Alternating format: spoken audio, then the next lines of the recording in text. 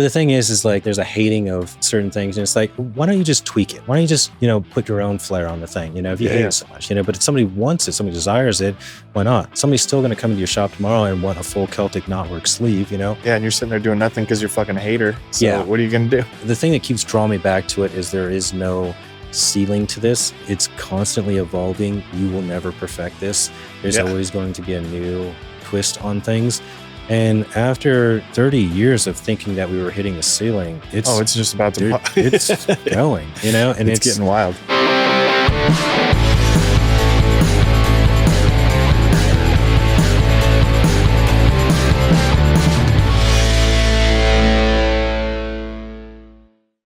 What's happening? I'm Austin Spencer. This is Support Your Local Tattooer. I'm extremely excited to hang out with my buddy Noelin Wheeler today. He's been featured on Inkmaster. He's a traveler. He's a family man. He's an overall extremely talented tattooer. But appreciate it. Thanks for having me. My name's Noelin Wheeler. I'm 27-year tattooer. I've known Austin now for 20 years, I guess, somewhere around there. Fucking has it been? Yeah. It's a wild ride up until then, and then beyond, right? Where we're going. So thanks for having me. Fuck yeah, here. Dude. You're rolling through town doing a guest spot. I moved to Austin about 2-3 years ago. I wanted to raise my family around extended family and wanted to be a little bit more cognitive of that.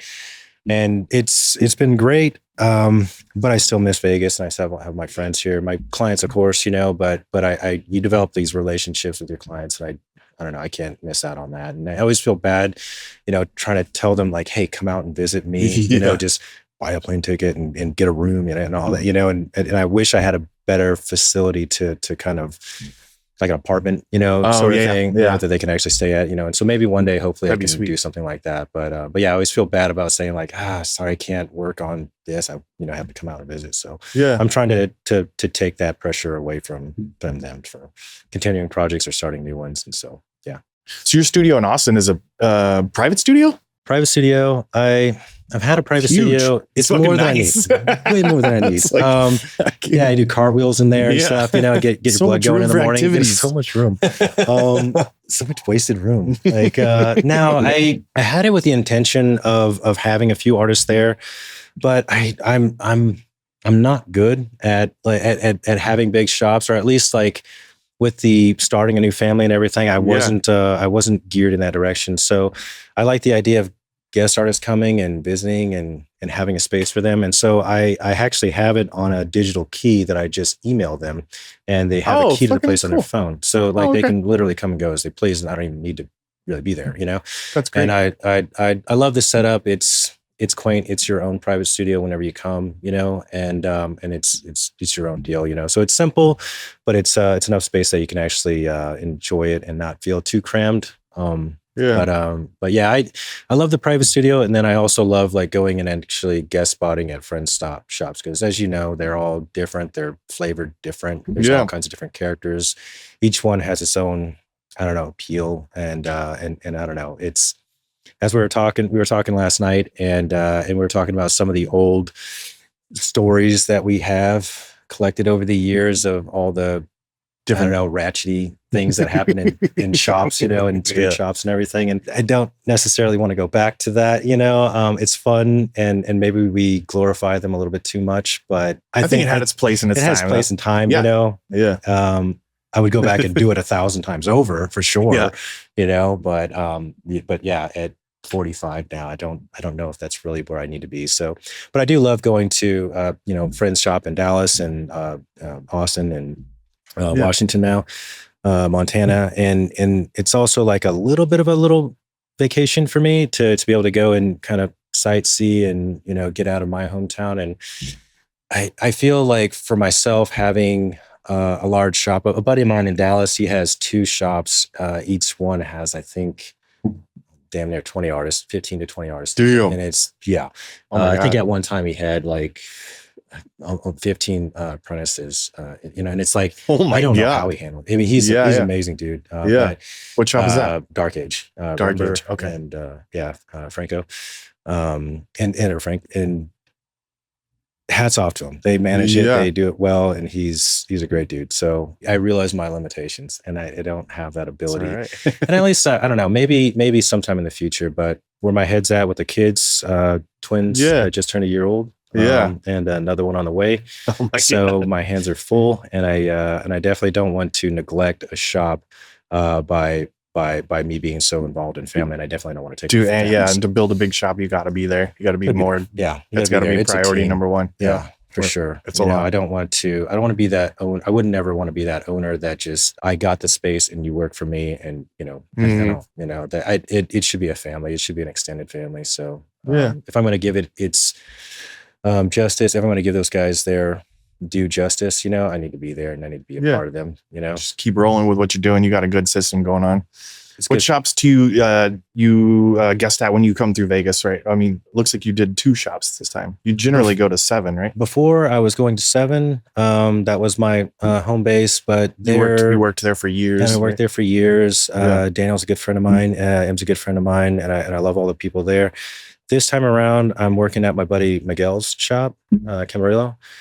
Morbid Tattoo. He and I've become great friends over the years, and I have a lot of fun there too. It's hard because I have a handful of shops that I come to work at, and then I'm like splitting up the week going to 2 different shops. Another one is Nix's shop, Smiles and Cries. Which is a pretty new shop, couple years old. And you've been in there yet? I haven't been in there yet, but I kind of want to talk to them. Like, he's a character. Come by next week. I'll be there, and you got to see the place. He's an awesome dude. And let's do that. I think he's setting up a pod too. I think he's got one going on there too. But I get to, I don't know, be a tourist in other tattoo shops and get to hang out with my friends. And I don't miss out on that part of life. So being a traveling artist and having my own guest studio, to me, it fulfills, I have zero stress right now, and I feel fulfilled. So I definitely want to keep doing this for a while. I'm not sure if I'm going to stay in Austin. I have plans, but I want to also kind of see what those ventures may look like. So Austin for now. And see where it goes. Pacific Northwest, maybe. So most likely. Most likely. That's cool. Leaning in that direction. Who's your buddy again that you're gonna go? He opened up his shop outside of Missoula, right?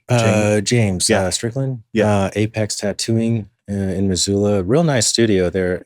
Have you been to that one? I haven't been there yet. I'm not sure if he's actually opened his doors yet. But, I'll be up there in July. I had lunch next to him randomly one day. I don't know if I told you that. Yeah, I was just sitting next to this guy, and I was like, "You look familiar. I'm pretty sure you're a tattooer from Vegas." He's all 702. Right? So shit. How'd you end up in Vegas though? So I got my start in Alaska. Late 90s. It was 97 when I first got into tattooing. I was 17 at the time, and like any other 17-year-old, I had no direction, and I was kind of leaning into the not so good direction.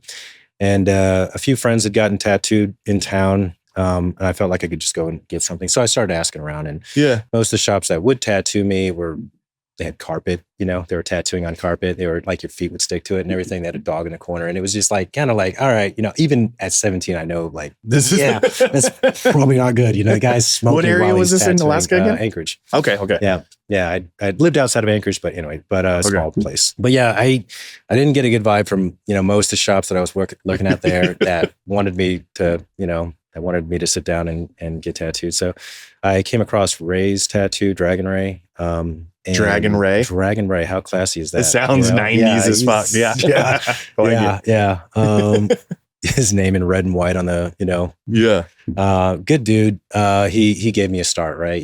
And I think we talked about this a little bit last night, but the fact that we old schoolers, or myself and him and a lot of we believe that there is a place that you have to start and go by this metric to be a proper tattooer, and how much nonsense that actually is, and how much of a gatekeeping culture it used to be, and how much different it's become. It's amazing. I definitely love this a lot more. The explosion of art, the explosion of like creativity and allowing people to express themselves in unique ways and actually push the bounds of what they thought was capable, and laser it off, cover it up, black it out, cover it up with more, it's why not, right? It was such a taboo thing before, but it's like, it says who, it says like these old guys who never even tried it, or they tried it with dated material, right? Dated machines, dated needles, dated inks, that aren't capable of doing that.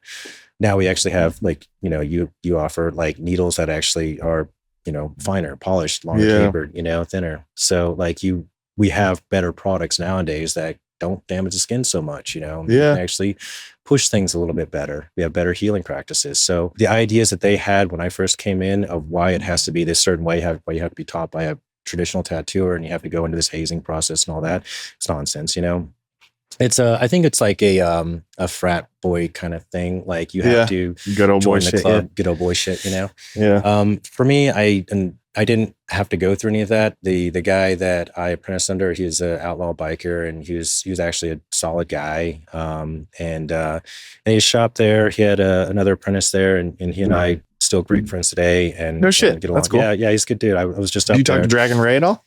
He's a wandering soul.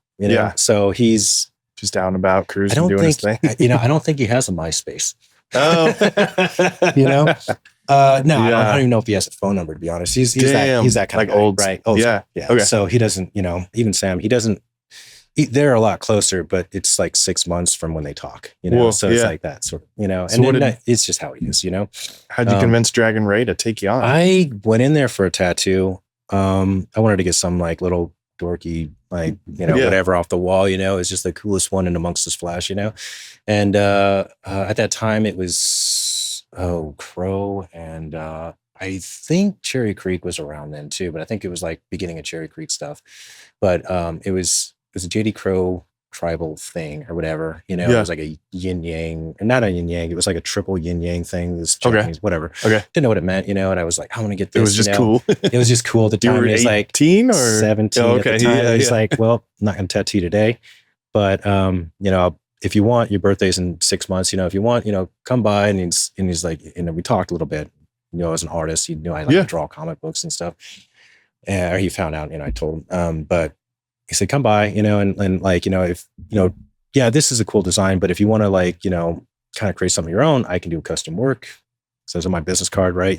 Yeah. And, come by, and he kind of helped walk me through my first tattoo, which I thought was really, really cool. I don't know. I didn't deserve that, right? I don't know why he, that's what I mean. He's a good guy. And he actually, that's cool. He actually like introduced me into tattooing in a very proper manner. He was former Green Beret, clean freak, big dude, very, I don't know, imposing guy, and so, but solid, honest, great dude, and so for him to go, I don't know him. I don't know his family. I'm not a part of that world at all, for him to kind of give me that chance, I took it in all, I took it very serious. So that's cool. Like I said, I wasn't going in the right direction in life, and so I dropped it all. I saw it when I had an opportunity. I dropped all my friends. I dropped everything. Nice. And it just cleared out my life, cleared out my head, and I focused everything into tattooing. And I felt he deserved that, right? For that happened pretty much naturally just from getting tattooed by him. And I never got that opportunity from anybody else. Right? Yeah. So that's how I got my connection with the guy who I got my first tattoo from. Yeah. Yeah. It's cool. Is it Pricks with it? Yeah. Dave Loeb. We worked at Pricks. Yeah. Yeah. At the time. Yeah. And so when somebody like actually goes out of their way for you, like, I don't know. Yeah. I saw at that age, I didn't really, my dad's a great guy and he's, a huge influence on my life, but I didn't really have like anybody else, and so for me being like a young man, having somebody else in the world, actually giving me an opportunity like that. And he was like a cool uncle, Yeah. And I always felt that, like out of anything that I had done so far, it was when I took those big leaps that I was satisfied in life. When I didn't, when I was afraid, when I was too coy about something, when I didn't take those chances, I felt lesser. I felt like I feel alive. I should have talked to her. I should have, I didn't say the right, all those little things that we, that we get anxiety from, right? But I felt that like whenever I took those big leaps, whenever I got into snowboarding and I actually, started going down diamonds and stuff, and I got really, confident, that's when I had the most fun. That's when I actually like enjoyed life, and it really like colorized my world, gave me direction. So, giving that opportunity, dove right into it. And I worked there for a little while. Ray's a little difficult to deal with, right? Again, like outlaw biker stuff going on, right? And At the time I was working there, it was 8 hours a day. I was required to be there for 8 hours a day, 5 days a week. Didn't get paid. That wasn't a thing. My payment was the information I was given, and every little bit, like, cherished like gold. You weren't working at all then? I wasn't. Oh no, I was. Yeah. Oh, okay. So I was working at the shop, right? 8 hours, 40 hours a week, right? But I had to make ends meet. Had a girlfriend at the time, and she was working too. But I needed to make my half of rent. I moved out when I was 15. I started working when I was 15, and I moved out at 16. So I've always been, for the most part, on my own. Yeah. And I had to make rent and everything. So I started working at the airport at night for 10 hours a day, 4 days a week. So 4 10s. Ooh-wee. Yeah. So most of the week I didn't sleep. And then a couple of days I got like 8 hours, right? Just broken up a little bit. And it kind of, I did that for about a year. And that was kind of my introduction into like what it takes to work hard, I wanted to do this. I wanted to be a tattooer. I saw that as like a direction. I didn't know it was going to be this, right? I just saw it as like, oh, I get to draw on people. This is fun. Like I don't need to go and work at Pizza Hut. I don't need to like have this like corporate type job. I don't need to be like in this like climb the ladder type world. Like I can just be myself. Yeah. And I get to hang out with my friends. Focus on and I get to enjoy like the conversations with interesting people that we meet, right? Like how cool is that? Like it's a dream. And I knew that like it was going to take a lot of effort to get there. I was an okay artist, but I needed to work at it. And I know some people have a natural, and I had the things that I had were I could envision large space things that I can compose pretty well, right? But I needed to kind of refine that a little bit, and then obviously like the technical ability never was there, coming from like comic book drawing and artwork, I was better at fine line stuff, and I appreciate that. But so Ray, I think, saw like what I was capable of doing and helped me expand on that. Did that for about a year and a half, and like I don't know, I let my old life kind of get back at me, and I was like, fuck this, I'm not earning shit, I'm working my ass off. I'm, a year and a half into a 3-year apprenticeship, and I'm going nowhere. I'm barely being taught anything. It was that old school earn your way type thing. And so I left. I started working as a dishwasher on this remote island about a few hundred miles from Russia. So you just bounced on the apprenticeship. I was like, hey man, did your chick too or no? I haven't been paying my car payment for 8 months. My girl's been, paying most of the rent. I'm working, at this other shop, but then I also have like these other, responsibilities, and I can't afford, to this life. Right. Yeah. I think she was in between jobs too. So it was getting difficult. Did you get to tattoo at all? I did not. Oh, okay. No, yes. No, at that time, I think I did like a little BS on my leg or something like that, Yeah. But not really. The first year it was cleaning toilets, drapes, and all that. At the time, it was mixing ink. Building machines, building needles, building grips, and everything. Getting him prepped for the day, building everything. Like we didn't have. We didn't, obviously rotary machines didn't exist back then, but you also like didn't have the ability to just order things online for the most part. You could, but it's also Alaska, right? So everything is like, how are you guys acquiring everything? 60% plus, right? Oh, okay. So it's expensive to get things up there, and you end up manufacturing a lot of stuff yourself, It's just, so you would buy, bulk packs of needles, loose needles, and you would, solder them all together. You build the needle bars, reuse needle bars and stuff. You would build the actual tubes themselves, we would, had somebody cut, the steel down. Yeah. Oh, really? Steel, okay. And then we'd like kind of forge the tips a little bit. This is around the time when like mags first came out, before curve mags and everything. So like we were kind of fucking around with that. Sorry. We're like flat stacked.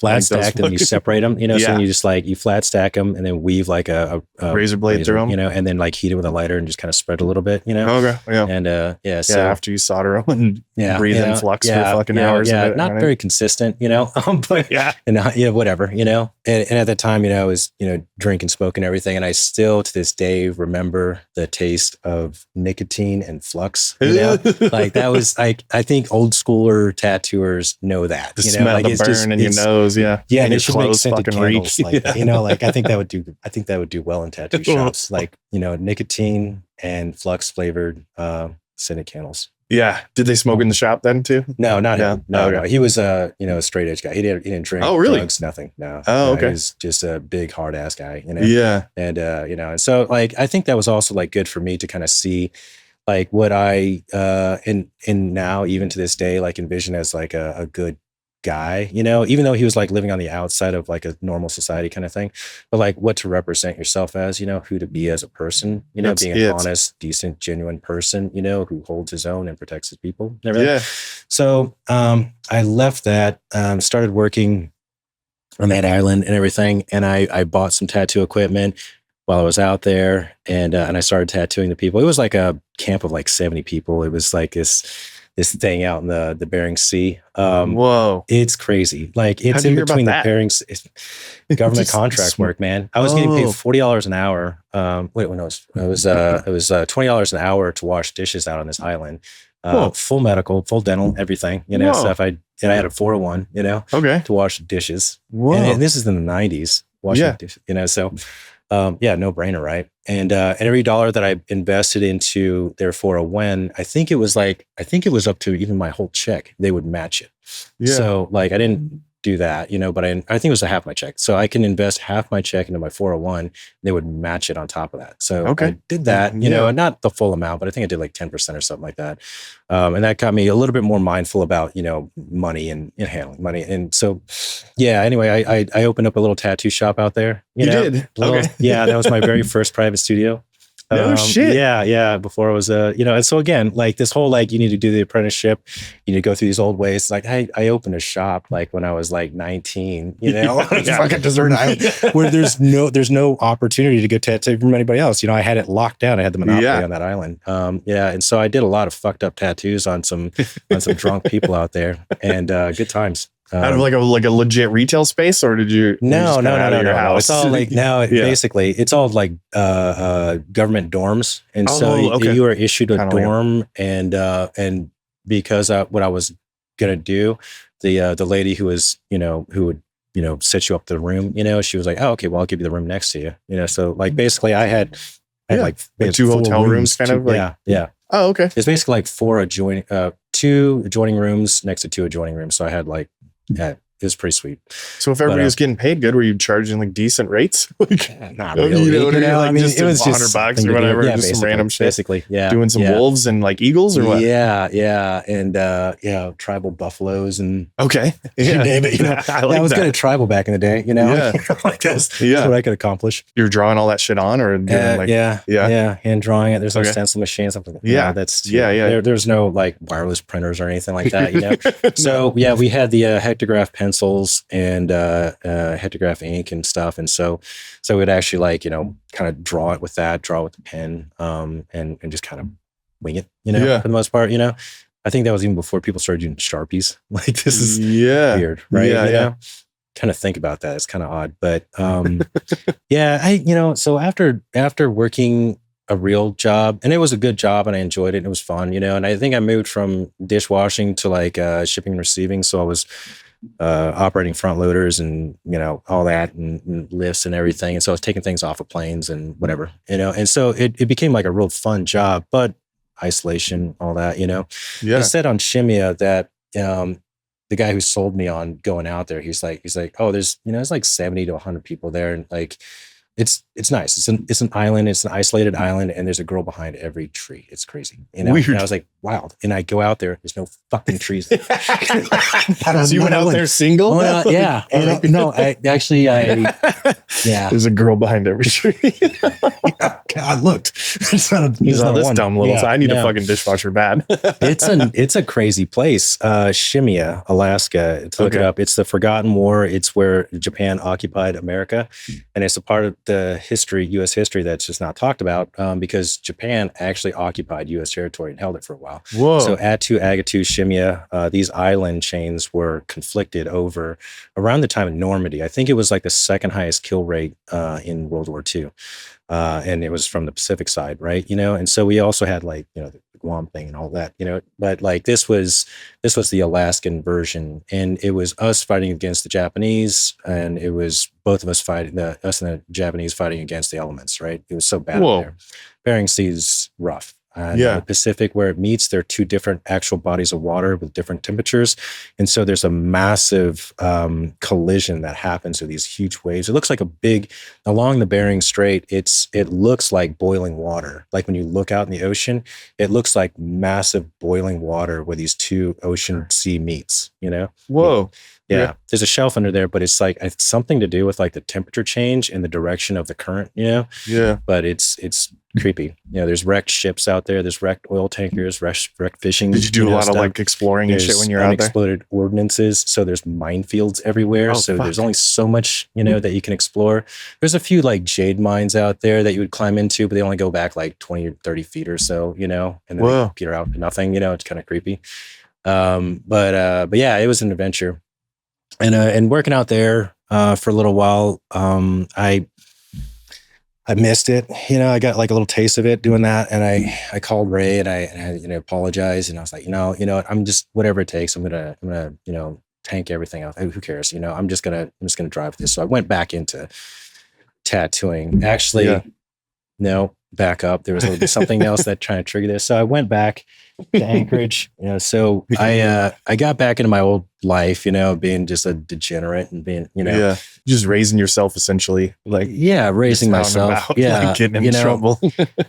I guess I could talk about this. I don't want to talk about it, but it's so I've been gotten like involved in like a shooting, right? And so it was like and it almost like killed somebody. And so then I'm like on this point where it's like I'm on this teetering point of life where it's like, okay, I'm on this edge where like my life is now going in a direction where there's not much of a future for it, right? And I could see that clearly.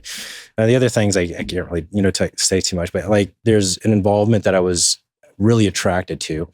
There's a thing that I was really attracted to, and it wasn't going in a good direction. Yeah. There was another thing that I was really attracted to that was going in a very positive direction. The thing that was in a very positive direction was viewed as a negative in society. Tattooing. Yeah.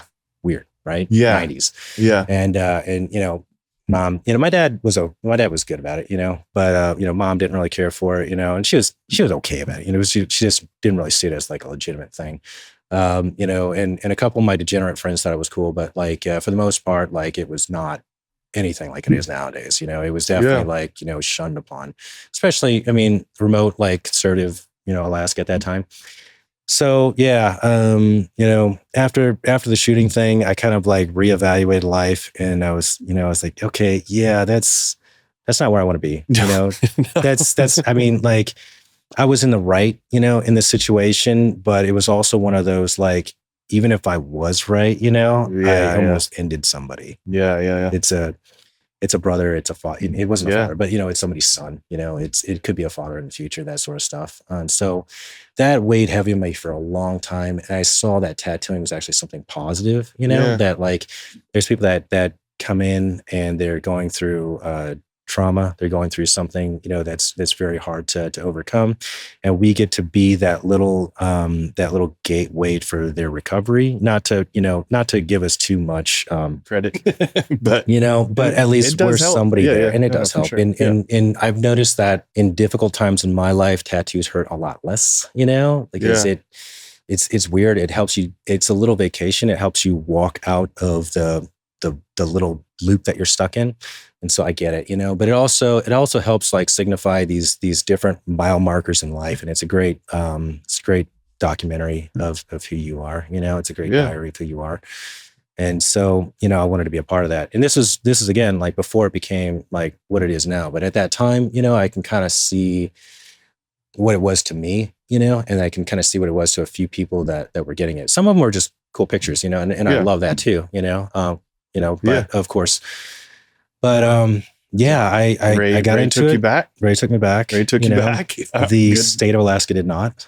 Okay. Yeah, it's for anybody who's watching Alaska, they have the most ridiculous health department up there.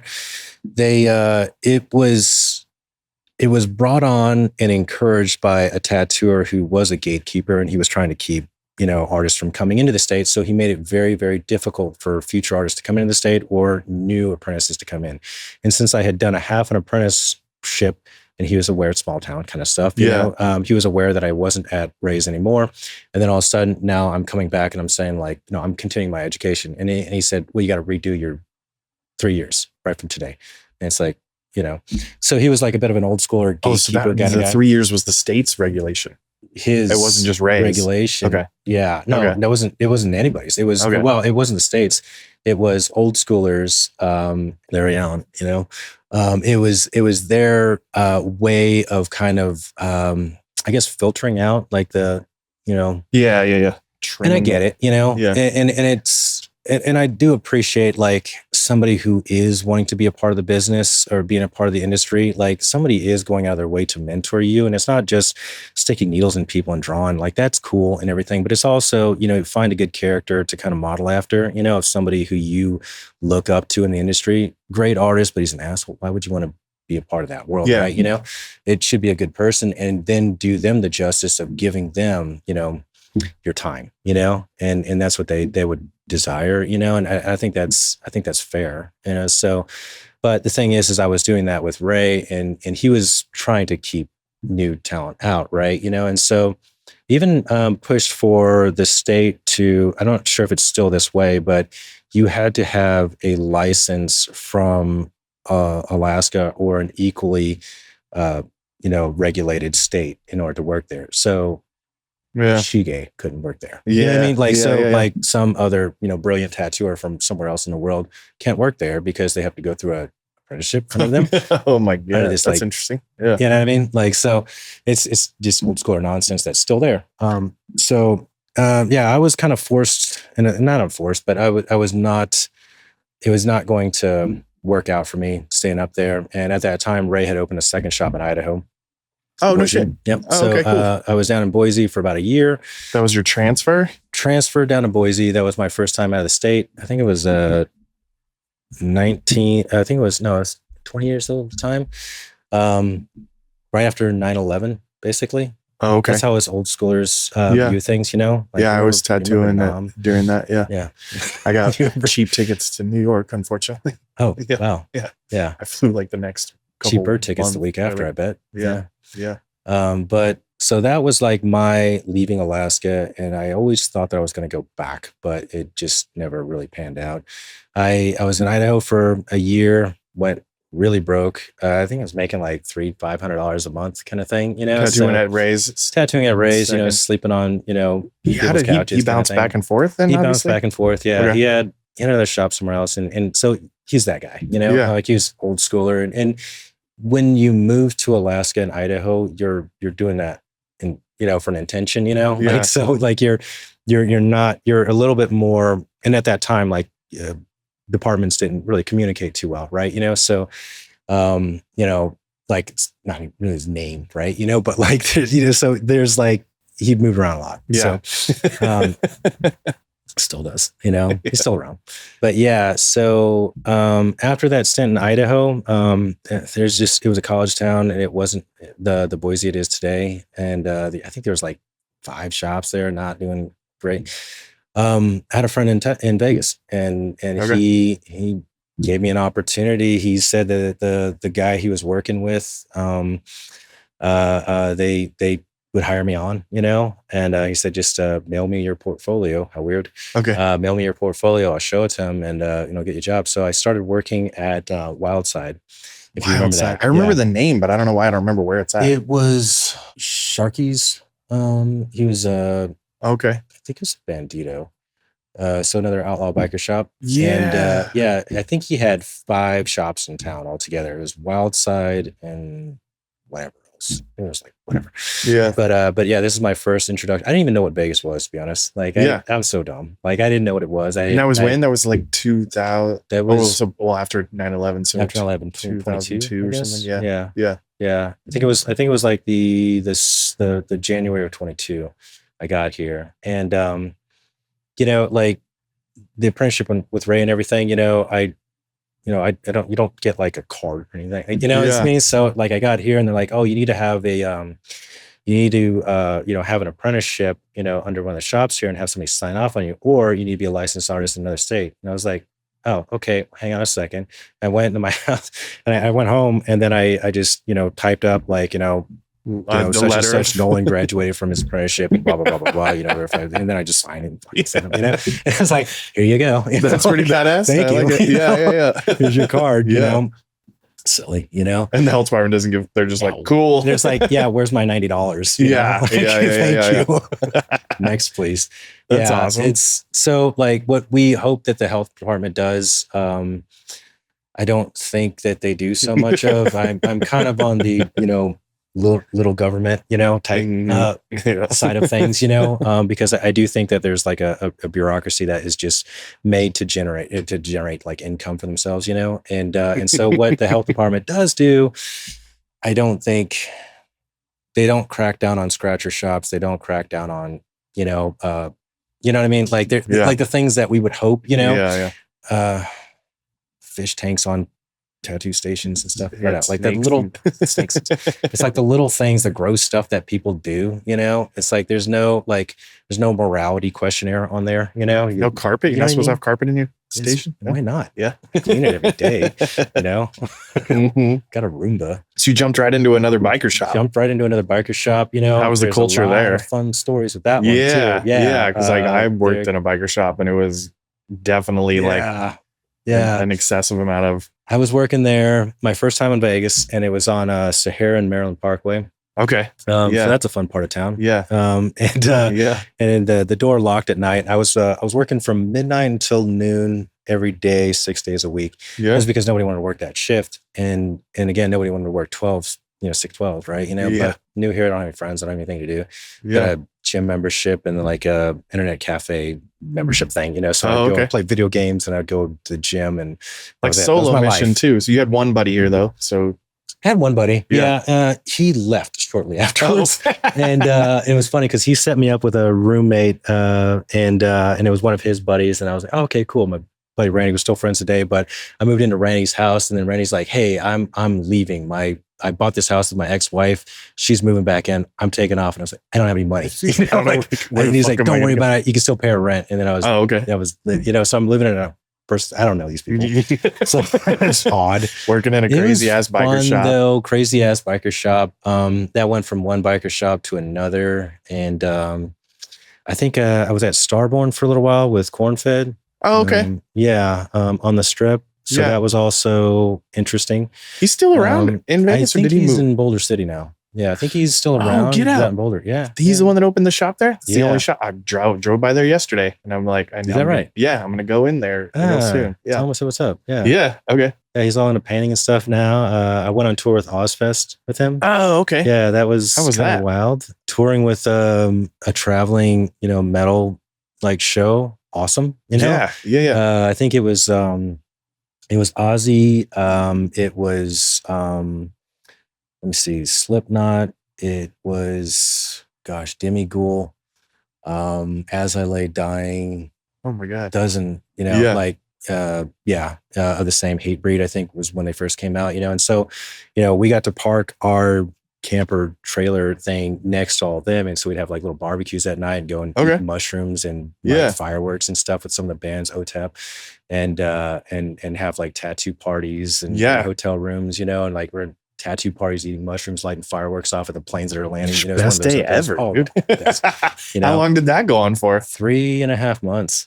Okay. Yeah. And you're pretty much working every day, like working every day, every other day. So every day it was like set up early in the morning, and some places busier than others, but for the most part, you like bang out like 20 tattoos in a day. Ridiculous. AC didn't work half the time, it's crammed, and a hot like metal, thing in the middle of summer. Yeah. And so like you're sweating all over your tattoo and it's nasty and everybody's and like it's rock intoxicated as fuck. It's so okay. How does that work though? Like you just like Cornfed knew like a tour manager or some shit, and they're like, just you can cruise with us? Or so somebody else had the gig before. And they got hemmed up from selling a lot of cocaine to some of the band members. Okay. And so they could no longer do the tour. And they tattoos and cocaine. That's weird. I know a handful of coworkers. They go together in that business. Apparently. That's how you work so hard. So I guess he knew had known Cornfed in the past, and so he was kind of hemmed up with court stuff, so he couldn't do the next tour. Gave the thing to Fed. And the whole rig and everything. The whole rig. You're just like take over. Might have sold it to him, but like he gave him the the contract. The keys have been passed on. We did it, and it was God. I haven't talked to the guys that were on that trip with me, but it was ill planned from the get go. And so it was wild. I mean, by the time we got back, that RV. Leaf springs in the back, on a solid axle, but like the leaf springs on one side were broken. The lights didn't work, so there's no brake lights on the thing. The mechanism that drops down the stabilizer, when it's not up all the way, it makes a beeping noise. They were up all the way, but the beeping noise wouldn't go away. So we're driving around this thing, and by the end of the show, it's dented on the side. Lights don't work. Constant beeping. You're driving at 3 a.m. Deet, deet, deet, deet, deet. You know the tables and shit to tattoo out of there, or just tattoo off the tables? We're actually pulling like a food truck that was kind of converted into a tattoo shop. Like it held water and stuff. It had like a sink. Certain places wanted you, that sort of thing. So it had power in there. We had a generator and like some of the places we actually didn't have the clientele. We couldn't work. For whatever reason. I forget. Yeah, like who was coming? Some of the places we went to, I think it was Kansas. They wouldn't let us tattoo because I didn't have a high school diploma. It was like weird little stuff like that. In Florida, we had to have a doctor go in and see how we set up things and see if we're like safe enough. And so the promoter obviously had all their responsibilities and we're responsible for our responsibility. Each show changed.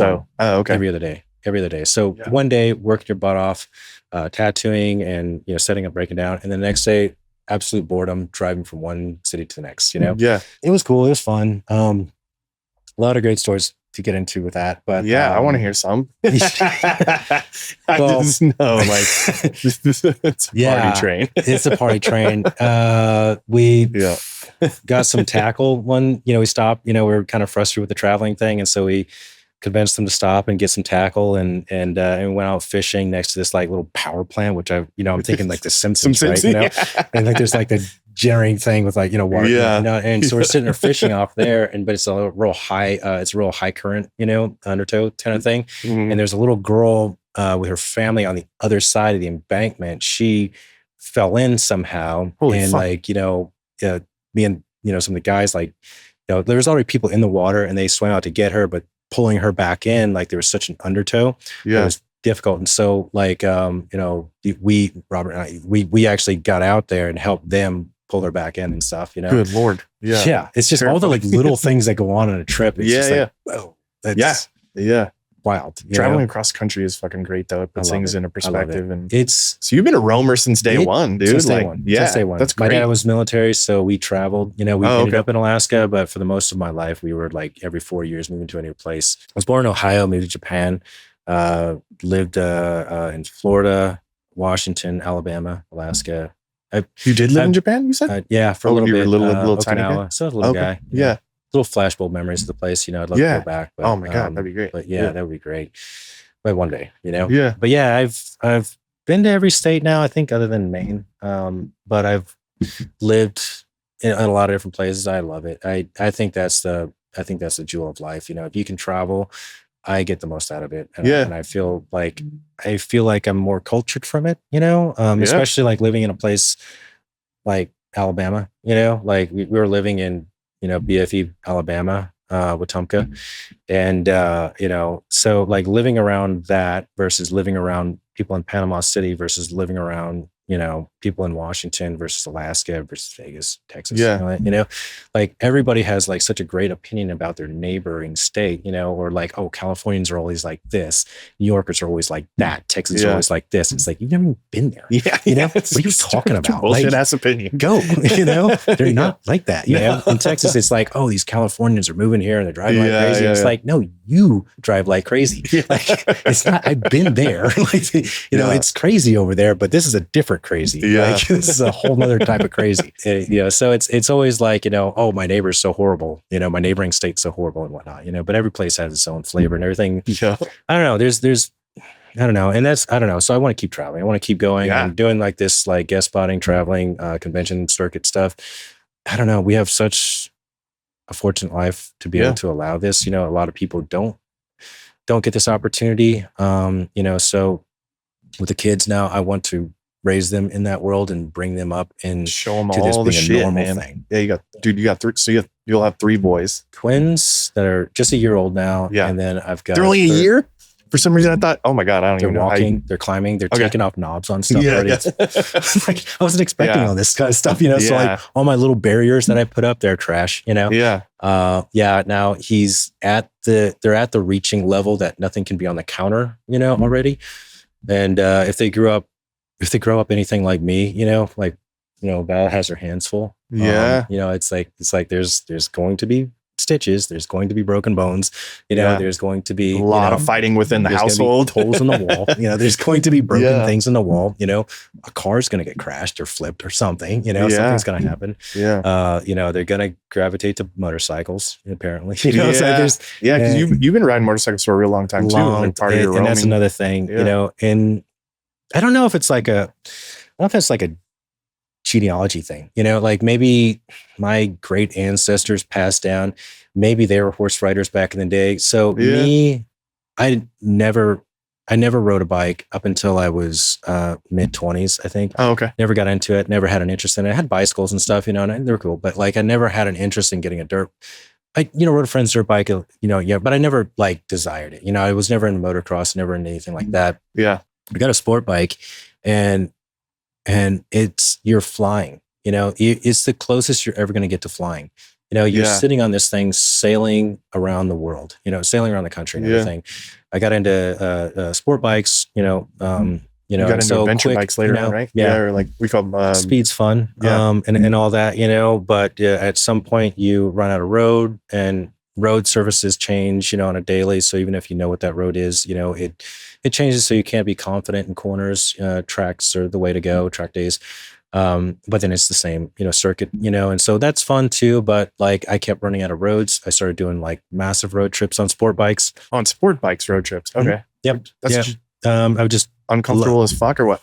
Not really. You get out, every hour you got to get up, or every 100 miles you got to stop and gas anyways. And so I would actually take my helmet off, relax, get something to drink, and kind of make it comfortable. But I went from that to adventure bikes to, the dual sport stuff, mainly because I kept running out of roads and you'd see all these little dirt trails go off there. Yeah. And I'm pretty handy. I'm pretty good at figuring things out, and tooling around with things. So working on motors and changing tires and changing, chains and everything and just tinkering and figuring out problems. I'm pretty decent with it, and I'm not too. You ever done any like tours on your motorcycle, like tattoo tours, like go from spot to spot? That was on the list of things to want. We had an artist come through years ago that rode his bicycle from the East Coast to the West Coast and went from tattoo shop to tattoo shop. I think I'm doing something cool, somebody just one-ups you. He straight rolled up to our shop with the fucking saddlebags as road bike and had been sleeping off the fucking highway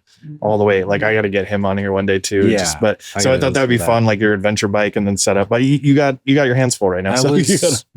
Getting to work and getting back to the family. The old overland lifestyle stuff now. I'm trying to do that with an overlander. So I'm trying to do like camping your rig along is the way. Fucking crazy impressive. It's like so.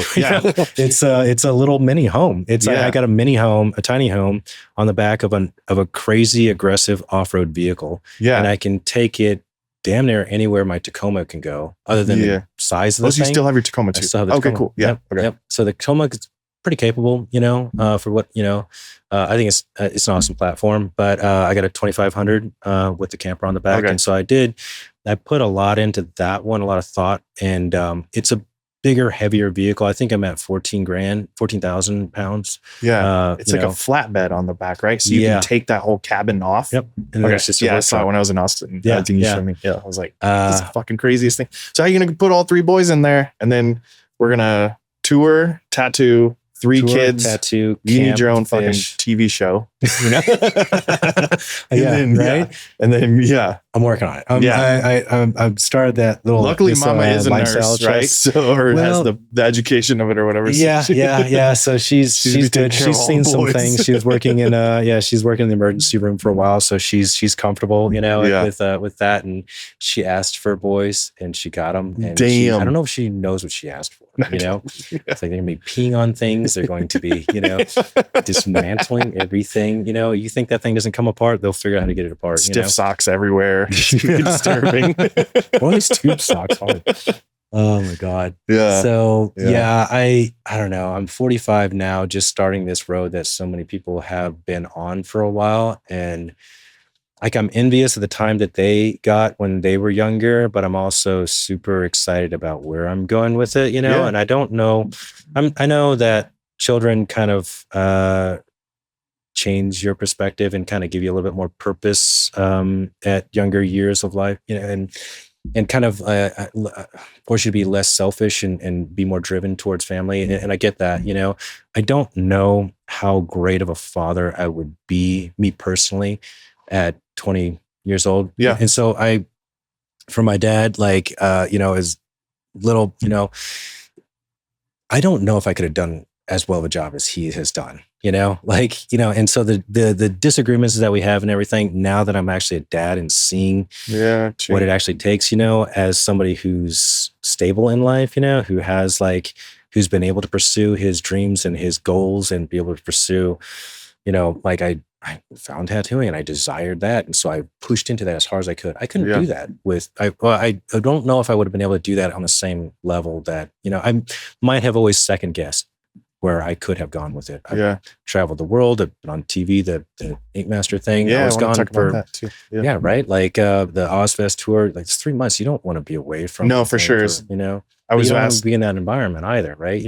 So finding a balance between your extreme passions for your career and your also extreme passions for your family. I always exploring the motorcycle thing, interested in hearing about how people find their balance. I would go out for weeks to Baja, I would go out for weeks to Canada. I would go across country on these bikes and stuff, and I got to really solo the world in our continent. That's cool. Yeah. And I got to enjoy that. I think there's a Tattoo Dan. He's been doing it now for a while. I've been following him. Crazy adventures. He's in the Middle East. He's all over the place. So he's a tattooer too? Tattooer. Yeah. I think he's out of Nevada too. I'll have to try to link you up with him. He would be a great person to talk to. Yeah, that's fine. But yeah, no, he's living that dream. And, and so while I'm envious of a lot of people's lives, I'm just super excited about life, Yeah. And it's like, oh, that's cool. The way you're doing it. That's awesome. That's a different spin on it. It's fun to pull an artist, pull from everybody. Yeah. And I was having breakfast with my friend this morning and the people who go oh, it must be nice. And it's like, no. We all live on the same planet. You in America, your feet work. Figure it out. You have a lot of opportunities that, not a lot of people in this world have, and there are some circumstances like the Ink Master thing. Tell me about that. Somebody reached out to me about that and they was like, oh, it's so cool what you're doing, blah, blah, blah, blah. And I was like, nah, it's for everybody. If you want to get in this, get in the industry, get into tattooing, get into, whatever your pursuit is, pursue your happiness, whatever. I was just chiming off on DMs with somebody and he's like, well, I don't have that opportunity. And I was like, no, everybody has that opportunity. Yeah. He's like, my mom's really sick. I'm the only one that can take care of her. It's like, oh, okay. Yeah. Yeah. So, appreciate what you do have and then expand on that as much as you can. The Ink Master thing came with, Christian. He was an apprentice at the shop that I first started at, Wildside. And so when I came in there, I'm a known tattooer, but I wasn't, I was, just apprenticeship too. I just forged better. Yeah. And so it's like, oh, here's this artist from Alaska and Idaho, he's coming to work in our shop kind of thing, and it's this whole thing. And I was like, and it's like, I lost all my pictures, I lost all my portfolio, I only got these 5 tattoos I've done, from some island out in the middle of nowhere, travel's good, Yeah. But so that Ink Master reached out to you or was he was on it before And he was on whatever season it was, but he was on there. I think he placed third, I believe. He placed up pretty high, and his personality is one that creates a lot of drama. Ink Master, love it or hate it, what it is it's another piece of art. Television is art, right? You know, so curation of there's a lot of people involved, so there's a producer involved, there's lighting, there's audio, there's video, and so there's a lot of talent that's involved in it to curate something with a narrative. So it's not necessarily scripted, but it's definitely cards are a little bit stacked, so like going into the entire show, more or less they have an idea of who's going to end up in the top, right? Live art is contrast, right? Black and white, right? So like you have the reason why things are bright white, is because they're next to something that's dark black, right? So if this was gray, it wouldn't be, so like so we see contrast, and if you have a bunch of amazing tattooers on one show, there's no contrast, right? And so if you have a bunch of crap tattooer, then there's no contrast, right? It becomes dull. It's not that interesting. You need that drama, right? Yeah. So you need the guys that are just busting their ass, trying to get ahead, and they're competing against with like, big, huge, convention names and stuff, and these people that are well known and competing on that level. It gives people a fair opportunity to be able to step it up. And I think what it did for me is it was such a light on the work that I was doing, because I was really, I was working at what I was doing. I was considerate, I was definitely like, pushing myself, but to have that level of a spotlight on it, I was like, oh, wow, no. And then to see other people, kind of like going through the same stresses, it was different, and it definitely made me more aware, and it made me really want to step up what I was doing. And at that time, honestly, I was kind of I hadn't done a convention before. I haven't done haven't done a single convention. I haven't done a guest spot.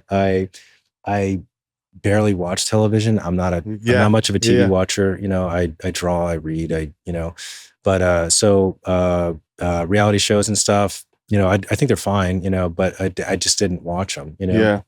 So they reached out. They reached out to him, telling him that there was going to be a new team, sort of a shop, and he needed a partner, right? And I think at that time he was friends with Vic Vivid, and he was working at his shop part time. I'm not sure, but he wasn't like an owner of the shop, but he was like friends with him, working with him. And I ran into him at this like hipster coffee shop that opened up next door. And so I was going to get this hipster coffee, and I was looking, I was like, Christian, shit, hey, congratulations on what you're doing. That's awesome. I'm happy for you. Good job. Cool. Cool. Right. Have a coffee, left, chatted up a bit, went and looked at Vic's shop. Awesome place. He's probably somebody anyway, but he's a wild dude, it's fun. But yeah, so like, talking to him about it and everything, and he changed numbers and everything and whatnot. And he reached out to me and said, hey, they just contacted me about doing this,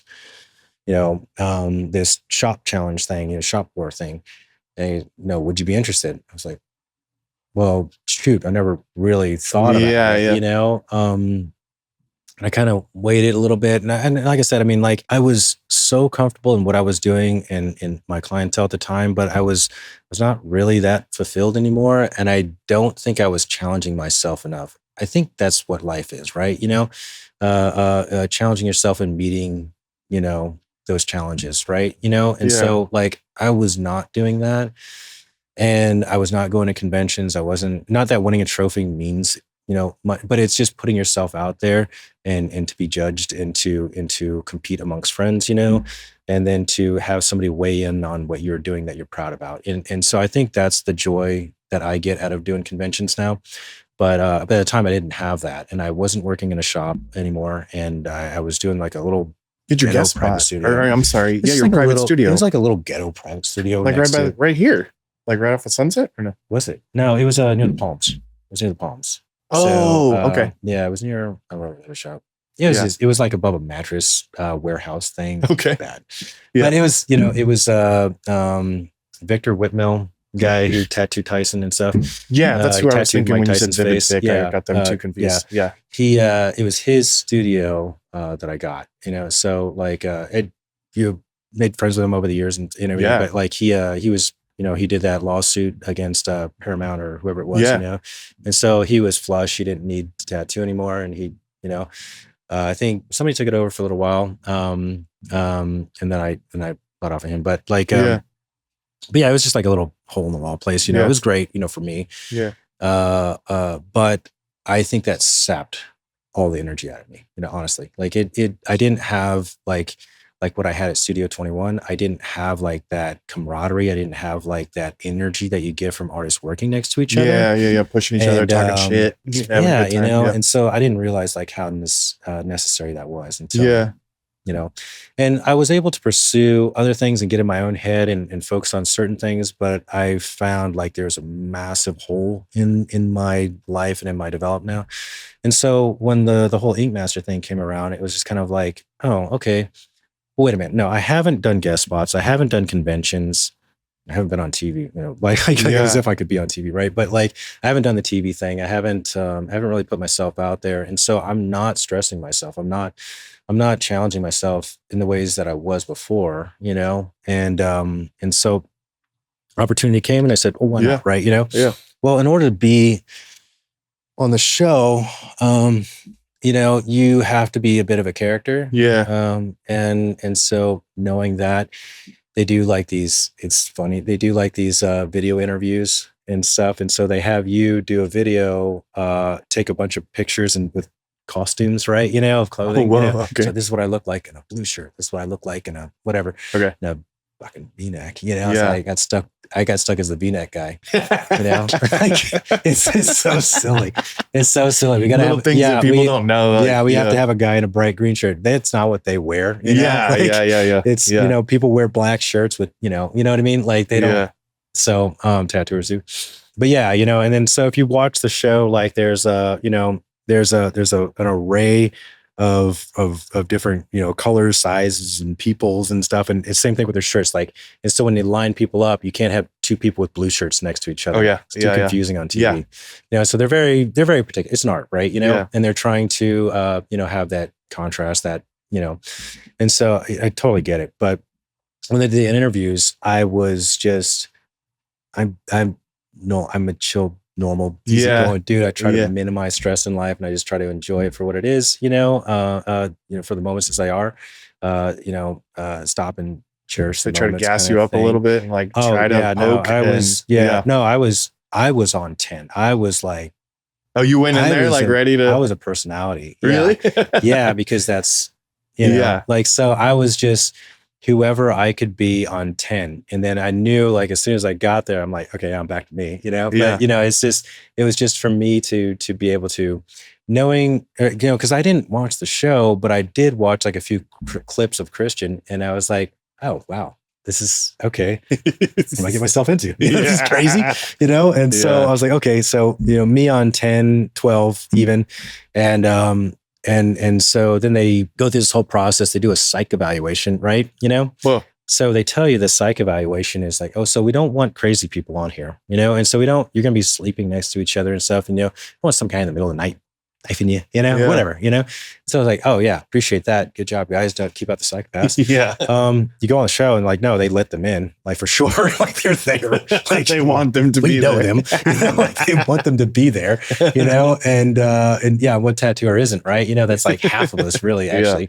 So going out there and doing the psych evaluation thing and signing this massive contract, the psych evaluation is 500 questions to answer in a half an hour, kind of thing. And so you're just spitballing. But what it was basically like a Briggs-Myers test sandwiched in between like some goofy questions. Like, so when the voices tell you to strangle your partner, what do you do? Kind of thing. You're like, that's weird. You would answer that correctly, but then it's also like when you walk into a room, where do you stand, kind of thing. Yeah. And I was like, oh, I remember this. Like, oh, so what they're trying to do is they're trying to gauge chess pieces, Yeah. And so they're basically trying to put like two aggressive confrontational people into a very, a situation high against stress, a coy you know, and so they're trying to develop a storyline, right? You know, fair, you know, but it's like going in there and seeing that. The interview process is 2 weeks or 3 weeks sometimes behind. So you'll do the no, if you know the scenario, but basically, like, each episode is 3 days worth of filming. The first day is the flash challenge. So you wake up, they mic you. You have the microphone on you the entire time, and you go through the flash challenge thing. It's probably the funner part of the whole deal, you know, because you're playing with goofy stuff you never played with. Everybody's having fun. Nobody's taking it seriously. Not really, you know. They make it out to be serious, but it's not, you know. The time limit thing, not really. You're just trying to figure out how to play with this stuff, you know. So nobody really, you know, it's like, oh, that kind of looks like a face, you know, like. But then the next day is the tattoo day. That's cake. Yeah, you're a tattooer. You know what you're doing. The whole idea of like, oh, you only got 6 hours. It's like, yeah, you do a 4-hour tattoo. You know, that's all you do. Like, you do a 4-hour tattoo, and then you have an hour and a half to polish. You know, and then you have room in case the person can't sit. Right. You know, so that's at least how Christian and I approached everything. Okay. Was like, you know, just plan a 3-hour tattoo or a 4-hour tattoo. And then both of us are fairly quick. You know, I'm more efficient at color, and he's more efficient black and gray. And I was okay at black and gray, but at that time, you know, like, that's where our strengths were. So we kind of just played to that. The third day was literally everything that you hate about, you know, the reality TV show thing on slow-mo all day long. So it's like 8-10 hours of like interviews and going in front of the judges and this and that, but it's just grueling. And so when you're out there, the judges, you know, you go out there and on TV, it's like, oh yeah, you screwed up on the blue. You did the line weight wrong. And that's why this tattoo is horrible. You should be out of here. Right. And then it'll cut to an interview, and it'll be like the guy saying like, man, I hope they don't call me out on the feet. You know, like the feet, like, I was so worried about the feet when I got it done. You know, that interview was taken 2 weeks post. Right. Okay. So he knew he screwed up the feet. He knew they were going to call him out on the blue, you know? And so he's talking about that in a post interview as if it's that moment. Right. You know, so it's mind. It's you know, when you're in it, I didn't know this stuff about TV. Production, and so I'm just production. And so I'm now getting introduced to this stuff, and it's like, wow, okay. I'm trying to like think my way around. There's no way around it. You know, there's no way, you know, just do. And I came out there just to do good tattoos. And I just felt like, okay, well, I'll just get as far as I can by doing like solid work is, you know, and, you know, and in this environment and everything. And I just wasn't a confrontational character. I wasn't like, I guess I'm weird in my own way, but like, it wasn't at the time. This show was 8 shops with 8 returning veteran shops, and each episode they were eliminating one veteran shop or one shop, and they were introducing another shop. Each shop would have 2 people, so 8 shops, 16 shops, 32 people, right? You know, so there was a lot of people on my season, right? So there's a lot of airtime that would go towards the most interesting things, you know, that are in a show like that, right? You know, and so like the earlier shows where there were 16 contestants, you know, those 16 got, you know, a decent amount of airtime for each one. But in this one, there's so many, you know, that it was like people were kind of creating things to, you know, to kind of sell their character, you know, and that's what I didn't like about the and not every season was like that, but mine in particular, I think was kind of more like that, you know, and so I'm not a confrontational guy. I'm a very like, you know, I'll say it how it is from my point of view, you know, but I'll speak my piece, you know, and I lived a life, right, you know, and so you know, so like that sort of stuff, I really wasn't, I didn't really play into, you know, but I know that was the character and stuff. I didn't want to have to deal with the fallout of that sort of thing. And I also, the type of clientele that you do get from people watching that show, if you're that type of person, you know, it's going to attract the same type of, which is, and you know, like how it works in real life. Anyway. How it works I always tell my guys that. So how was the fallout? Well, I mean, the show was fun and everything. Like I said, I mean, it was crazy doing the whole thing, the 3 days and everything. The whole pageantry of it all was weird. You know, I wasn't used to it. You know, it was fun and exciting, the light and all that. The clientele kind of like the clientele. You get a big rush after that. Essentially, half the clientele was just fans of the show. most of them didn't have tattoos. Yeah. Most of them wanted a t-shirt, which is awesome. You know, like it's just, I heard somebody say like, you know, no, I don't have any tattoos. I'm not interested in getting them, but it's just so cool. Like seeing like all these wild characters like out there doing weird stuff. And I was like, I get it. Did you have a website and everything down, or like at that time were you selling shirts of your I was self? So is that something that people do, or social like media and internet and everything? No, I didn't. No, I had I was working with Vic, and I was you know, working at his shop. I was trying to promote his shop as much as possible, and so I told him like I'll you know, stick here for a year and just try to drive traffic towards your new studio. Yeah. You know, it's like I think he was working with Robert Faux before.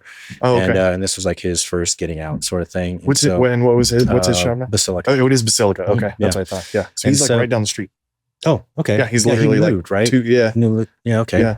Shoot, I gotta try. I haven't stopped in there and talk to him. Literally like pull out, take a left, and you're right there. He's one character. He's a good dude.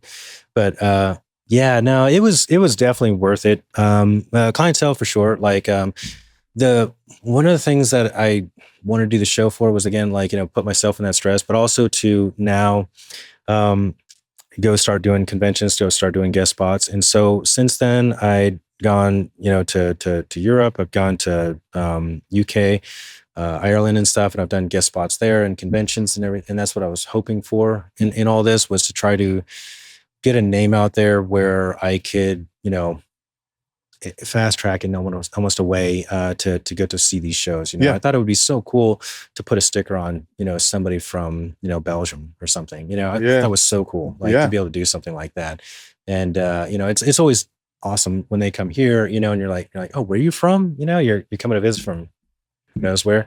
That's cool. Like that's fun, you know, but I'm just again, like a fan of life and a fan of culture. And I just love interacting with that. I love traveling. So being able to go to like Scotland, being able to go to Ireland and UK, to travel with tattooing. All of those opportunities really opened up because of Inkmaster. I mean, were these other convention promoters essentially just trying to pull more in people? They actually reach out to you. Yeah. You know, because it helps promote their convention. This is a time, maybe that's a while back now, but it was a time where conventions were, I don't know, they still do it, you know, but it does help, right? You know, so it's like we have like X amount of like, it legitimizes their convention to the local, you know. Yeah, it's like I remember seeing Americans it start to happen, like as the Inkmaster people were coming in, and all of a sudden their booth is right next to you, and there's like 20 people surrounding them and just staring at them. And I was like, what the fuck? That's weird. The power of this TV is really insane. It's insane. When we were doing the finale, I think they said that there's 25 million viewers. Yay. Yeah. That's 50 million eyeballs on you. Yeah. That's insane.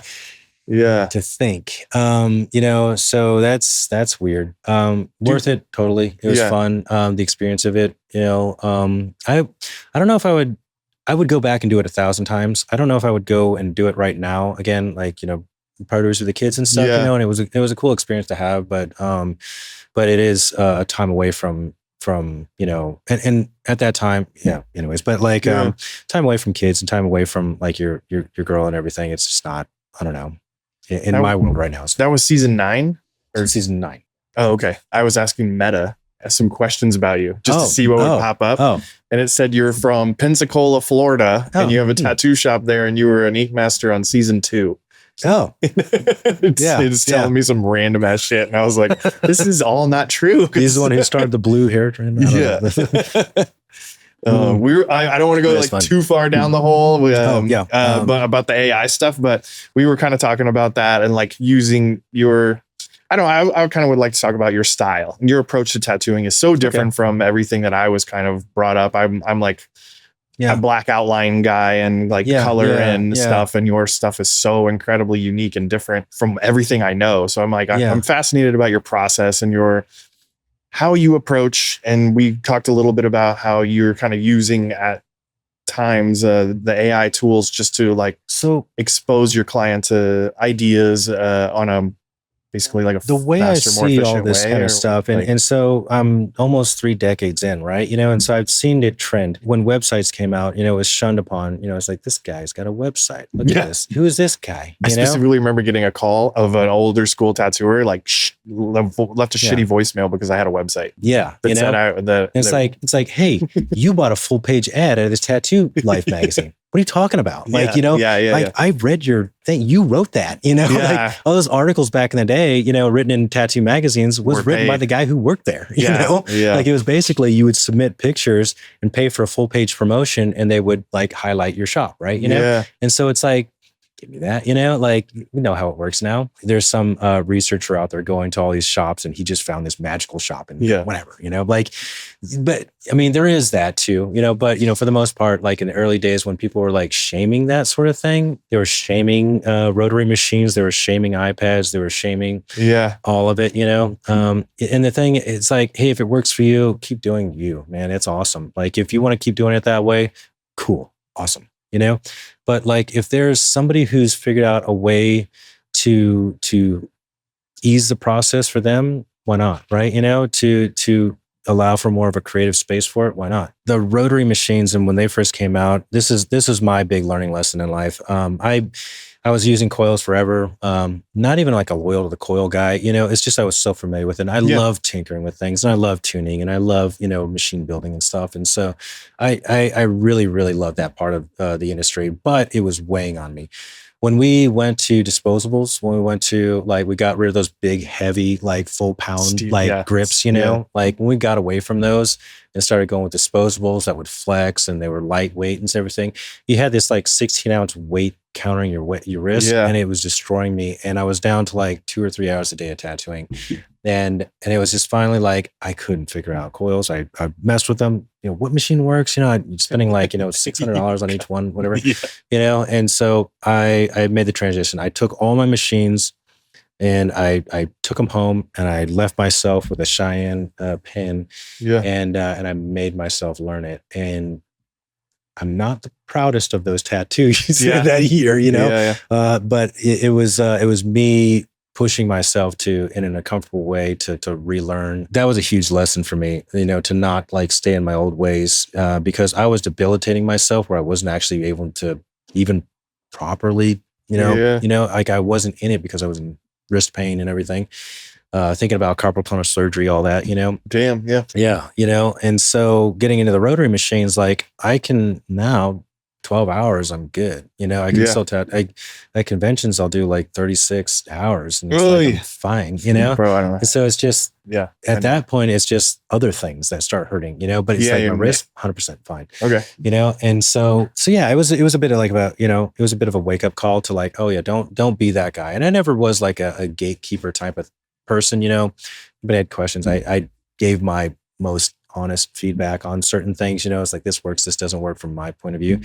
So when iPads came out, when drawing tablets came out, when Wacom's came out first, and I played around with them. It's a lot more tech. It's a lot more this, it's a lot more that. I saw the benefit of it. But I really, really started using it right before the Ink Master stuff. And back then there's a couple other apps besides Procreate, but anyways, like it was neat. It wasn't drawing on paper. It wasn't as satisfying as drawing on paper or painting on canvas, but it was a different type of art. And I love the fact that you can, layer in a bunch of stuff. Before getting into tattooing, I was working in graphic design, high school and out of high school, like in between, like one of the jobs that I had, while working at in the apprenticeship. And so I had a little bit of a background in Photoshop and Illustrator and stuff. So it was fun for me. Like it was like a different way to play with art, right? Yeah. And you can compose so many different things. You can layer stuff different. You can mask things. Collage. And so when they came out, I started leaning into it more and more, and I started composing pieces where I would even take a picture of their arm, right? And then this is like new back then, but like you would take a picture of their arm and I could show them like, this is what it looks like on you. Yeah. Like, and then also for me, you get married into this idea of like, oh, this is going to look great. And you stick it on there like, yeah, why does that not look right? And it's because you're now seeing it from a distance, on somebody and it doesn't, again, in your head, it looks like one way and 9 times out of 10, 99 times out of 100, it works. But then like sometimes you get there and you're like, oh no. Yeah, no, I didn't think the hand was going to be on the backside of his arm, whatever it's going to be. I didn't know the sword was going to be right in the crick, or whatever it may be. And so it just looks off, Or, like doing people and like having like their feet at the bottom of the, so then like when they're wearing a long sleeve, you just see toes or you see feet, or, you know what I mean? Like there's there's certain things that, if you have somebody like holding onto something, and there's some guy saying it, and then, but like when they wear a shirt, then all you see is like a weird little wiener hanging out her arm, it's like that kind of stuff, and so when you actually see it on the person, it's like, oh, wow, no, I need it. So having it on the iPad, I can actually quickly, that's not even a question anymore. You can actually just cycle through a bunch of different ideas on body parts. And now with like 3D stuff in Wacom, you can actually like, mask it on or, whatever on there. And you can actually see what it looks like in a dimensional space, right? So for clients coming in, I haven't played with any of that. I want to do that. It's, I can, maybe not this time, but I'll walk you through like the little stuff I know. But it's just a nice way to show somebody, it's like, no, this is like my idea. Here's what it looks like, from standing in front of you, turning your arm. This is how it looks, from all different angles, and this is why I want to try to do this, because it tells a story. It walks you through the whole piece. And again, like I like composing large format stuff. So when the color realism stuff started coming out, surrealism, like mashup type stuff started coming out, I did gravitate more towards that, and it was more of a painterly style. The traditional mindset that like hard lines, bold will hold, and all that still stays true, and it does not take much to bring those things back to life, right? So traditional Japanese, traditional, American, whatever, 20 years down the line, you really don't need much time to bring the thing back to 100%, right?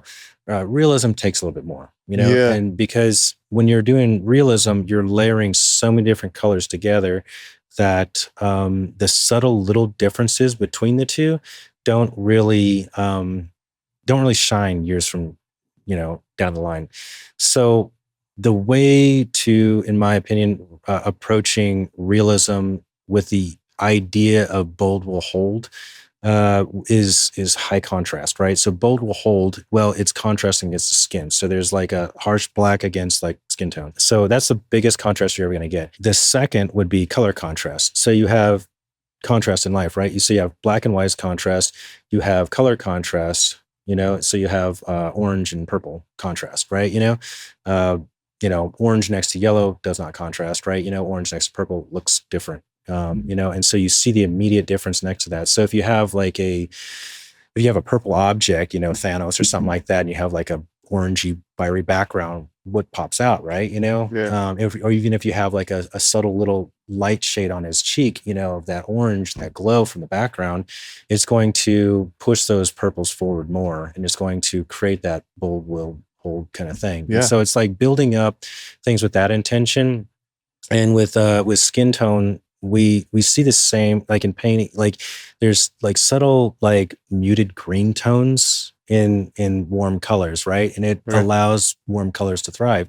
And so even if you just do, it's like those little color visual things that so if you just add like a little bit of green shade to a colored piece of a portrait, in the shadows of the cheek and everything. Now I'm actually seeing increases. It now. That's fun. It's a little thing that actually shows you the contrast. So it actually makes the skin tone, it tricks your eyes into thinking the skin tone is more true than what it is, because your eyes are actually filling in the space that it actually is. So it's that stuff you learn from like painting and everything. And so I kind of gravitated more towards that and trying to learn and paint and, talk with other realism artists about this sort of stuff, about how to contrast these ideas and these paintings, these large format tattoo paintings, to make them last. I'm playing more with like color fusion stuff now. I really like it just because it's fine line black and gray stuff with bold solid fields of color. And to me, it kind of it does that in a little different way. But that's what I mean is like the older way of or not in the older way, but like when I was brought into tattooing, and you have to do it this way, it has to be this, it has to be that, it has to be this. That's what was known at the time. And now we have so many different tried perspectives that do actually hold up. and it's irrefutable. Some of this stuff, some of the things I think are still true, like some of the real fine line stuff, but that's also, they're not going for big and bold either, and so you also have to kind of, I think we should be, respective of like the person getting that it's not something that I'm getting, right? But the person who is getting that is kind of collecting in a different way than what we were doing. We were getting bold. They were getting like, they're getting dainty little, doily-ish kind of stuff, right? It's a jewelry, piece of jewelry, right? So for the artists that are doing that and the collector that's getting that, yeah. And if you can pull it off correctly, if you water down, if you're not like blowing out lines, and if you're like subduing like the tones a bit, so it doesn't, have too harsh of a thing, I think you can pull off some great like fine line stuff like that. Again, like it's not my field. I don't know too much about it, but I actually think it's another cool aspect of this industry. Yeah. And it keeps growing, like the, blacking out, this one's covering up a lot of stuff. This one's, the negative spaces are carved out of there. Like, so it's so it's like scarification from way back in the day. Right. The stuff people are doing now is they're like layering a lot of white over stuff.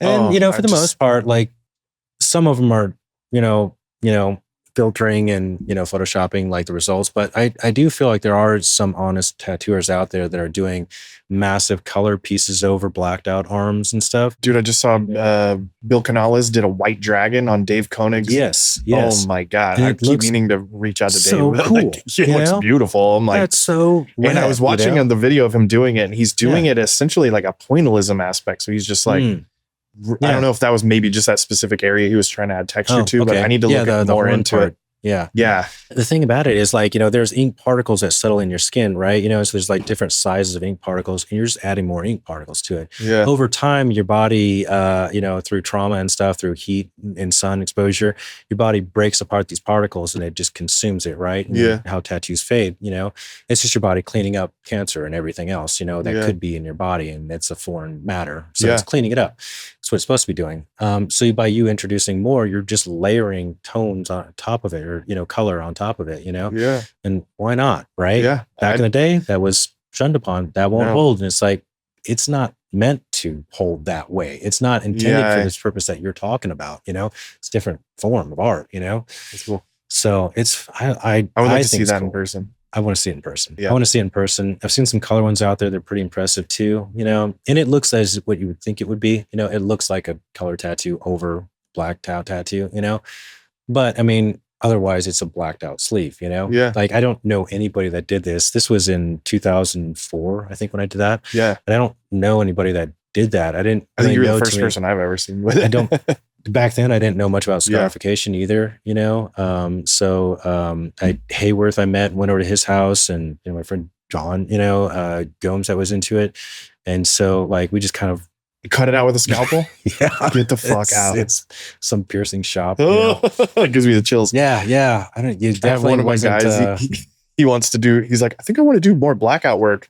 And I was like, we should do some mock-up blackout sleeves for your portfolio to show off. Just kind of joking around. But then I'm like, I don't know. I mean, if it's certain, like yours has like a lot of design elements and stuff to it. Like you could do that. I just never in my whole fucking career ever thought about like mocking up a blackout sleeve. It just sounded funny as I was talking shit. But then I'm like, oh wait, but he starts seeing it as these different shapes and show the client when he looks at it. See this wall? It's black. You know what night looks like? It's interesting. That's what your arms look like. But I think it's a thing. And I'm like, yo, you could literally even be like, hey, my hourly blackout rate is fucking 200 or what. I don't know. That might be a thing. And then a thing. Just why not? You just show up and you're just manually like, I'll just do this for $200 an hour or something. I don't know. I think it's a thing, but I don't know, man. So like I like thinking outside the box. There's a lot of haters out there that are proud of what they do, and you should be proud of the accomplishments that you have, for sure. And you should be driven to pushing your direction in the industry in a good way, and exploring ideas, and obviously you're not like tattooing underage or like, 20-year-olds faces and, you're, if that's your world too, that's fine, but like, you know what I mean? Like, you're not trying to damage people's lives by putting something stupid on their neck, as long as you're taking into consideration, like, the client, who they are in the world, we all live different lives, I think like exploring different types of art is actually kind of cool. Awesome. And that's like what, it's doing everything you're not supposed to do. It's like, the whole thing that we got in this industry for. Yeah, it's like full circle. Right back around there. Yeah. So like, that's why we got into it. It was outside of the norm. And then now that we've been into it for a while, and now this is a different type of industry for, for our period of 20 years, right? Like what we had started with is the old corporateocracy of this industry, right? And so they're kind of, these guys are breaking the mold, and I love being a part of it. So sorry, jumping onto the AI thing. Right? Oh yeah, finally getting that. I think that's yet another tool. I'm super excited for it, just like anything else. It's scary and it's daunting, just like anything else.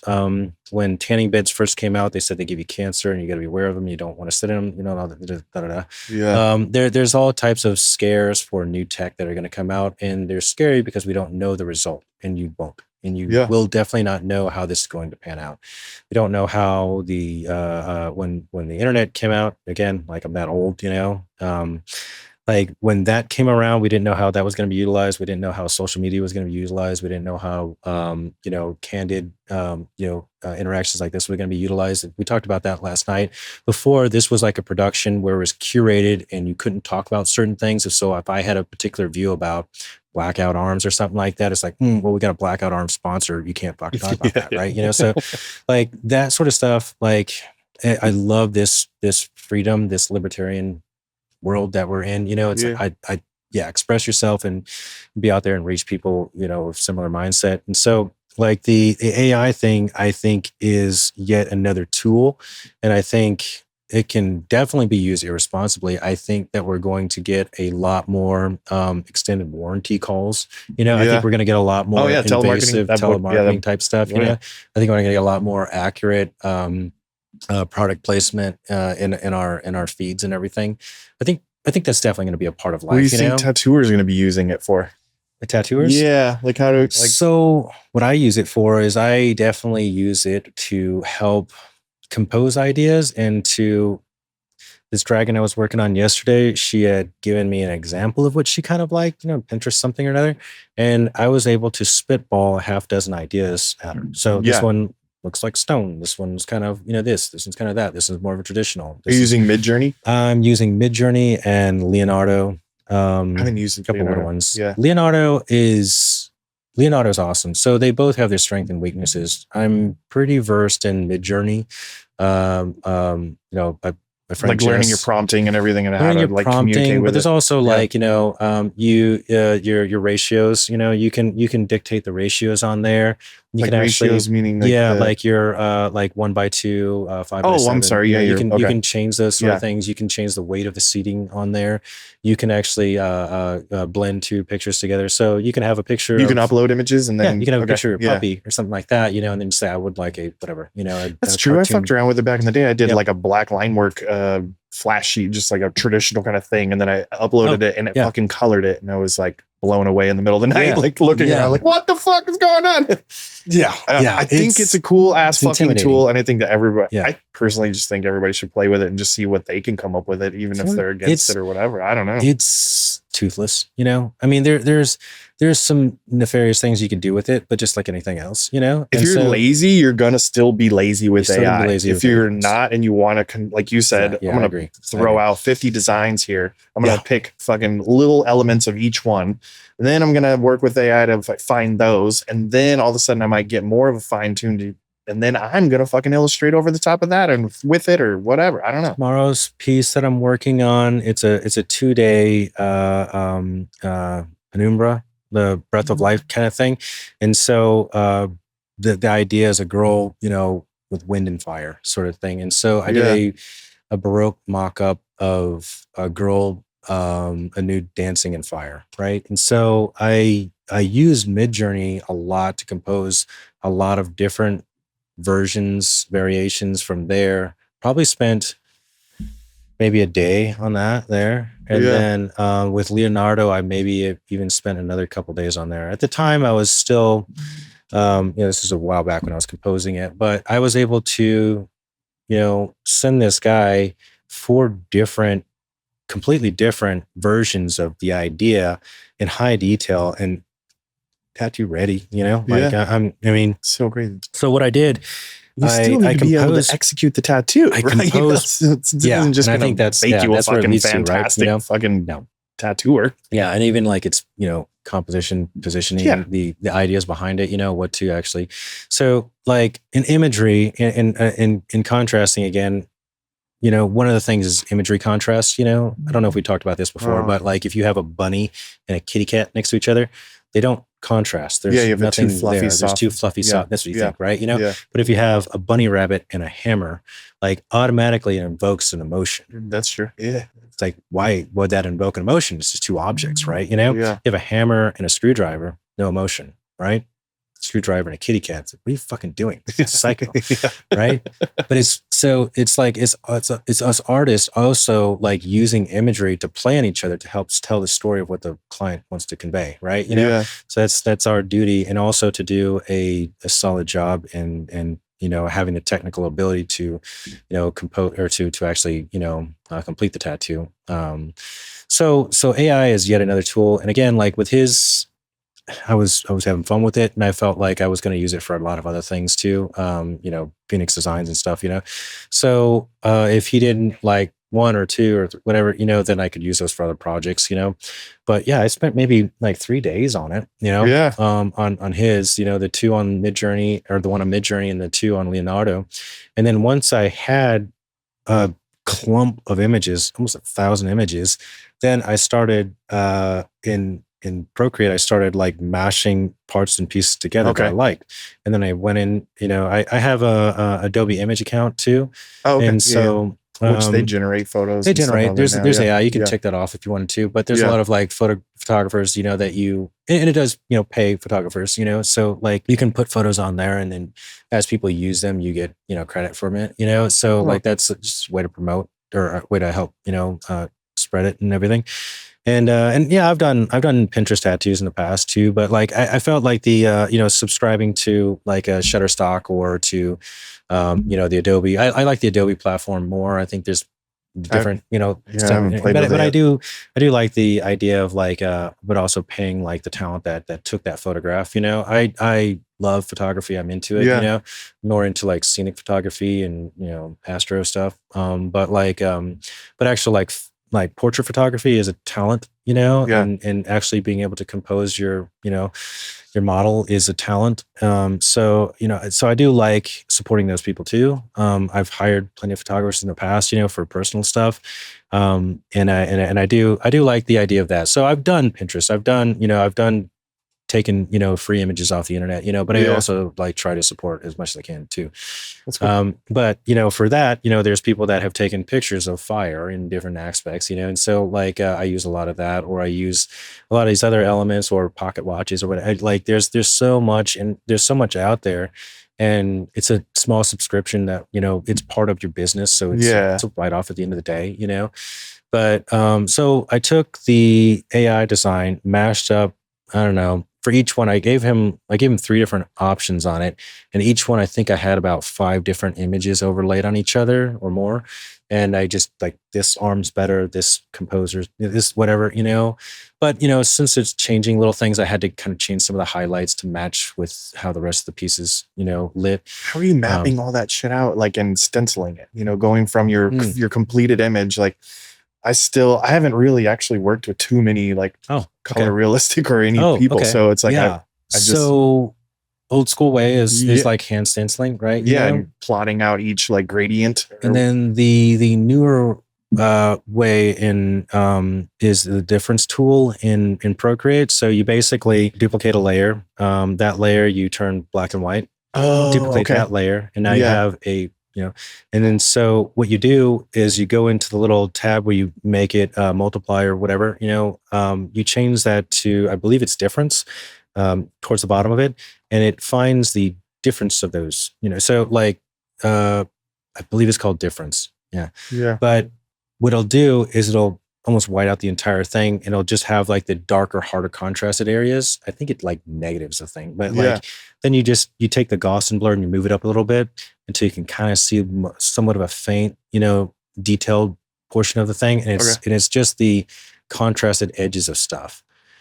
Once you do that, collect those two layers together, making it one. Then you contrast that. So you go into your curves, you rebalance it so that it's a higher contrast. Now you have a textured, detailed picture of what you're doing. It's like then gradient map. Then you reduce its opacity, overlay it over the first image, right? And then you line it as you would. And so now, like, as you're doing it, then you have like all the information for like the shadows in like corners of hairs, or little soft spots on the cheeks, or like, edges of like wood grain or something like that. You have all that texture built into it, and you don't need to literally line every single one. I still do like traditional lining on there. And then so I'll take that out. I use the Brother printer, the Pocket Jet printer. It's not the best. There's other things out there that are really nice, but the Pocket Jet for me is a consistency thing. So if I'm printing and doing a tattoo in my shop, and then I go and do a guest spot, it's the exact same. When I do a convention, it's the exact same. It's a small little unit, Great. Yeah. All the the graph paper I'm using is all the same, and so it's more of a consistency thing to me. So there's definitely like the Stencil Jet printers and all that, and they're great. I've used them; they're awesome. There's a lot of cool stuff that's out there and probably getting better. But for me, it's a consistency. So I map out the tattoo using that little technique. Then I traditionally line the parts that I need. And I'll even actually go through and erase part of what was on that little thing that I made.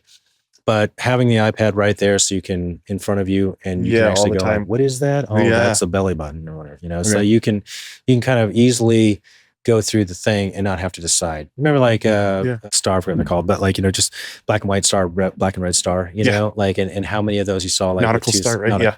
Yeah. And so like two sides are colored, where it's like, how many, I'm going to color this one, I'm going to color that one, I'm going to color this one. Wait a minute. Done that shit before myself.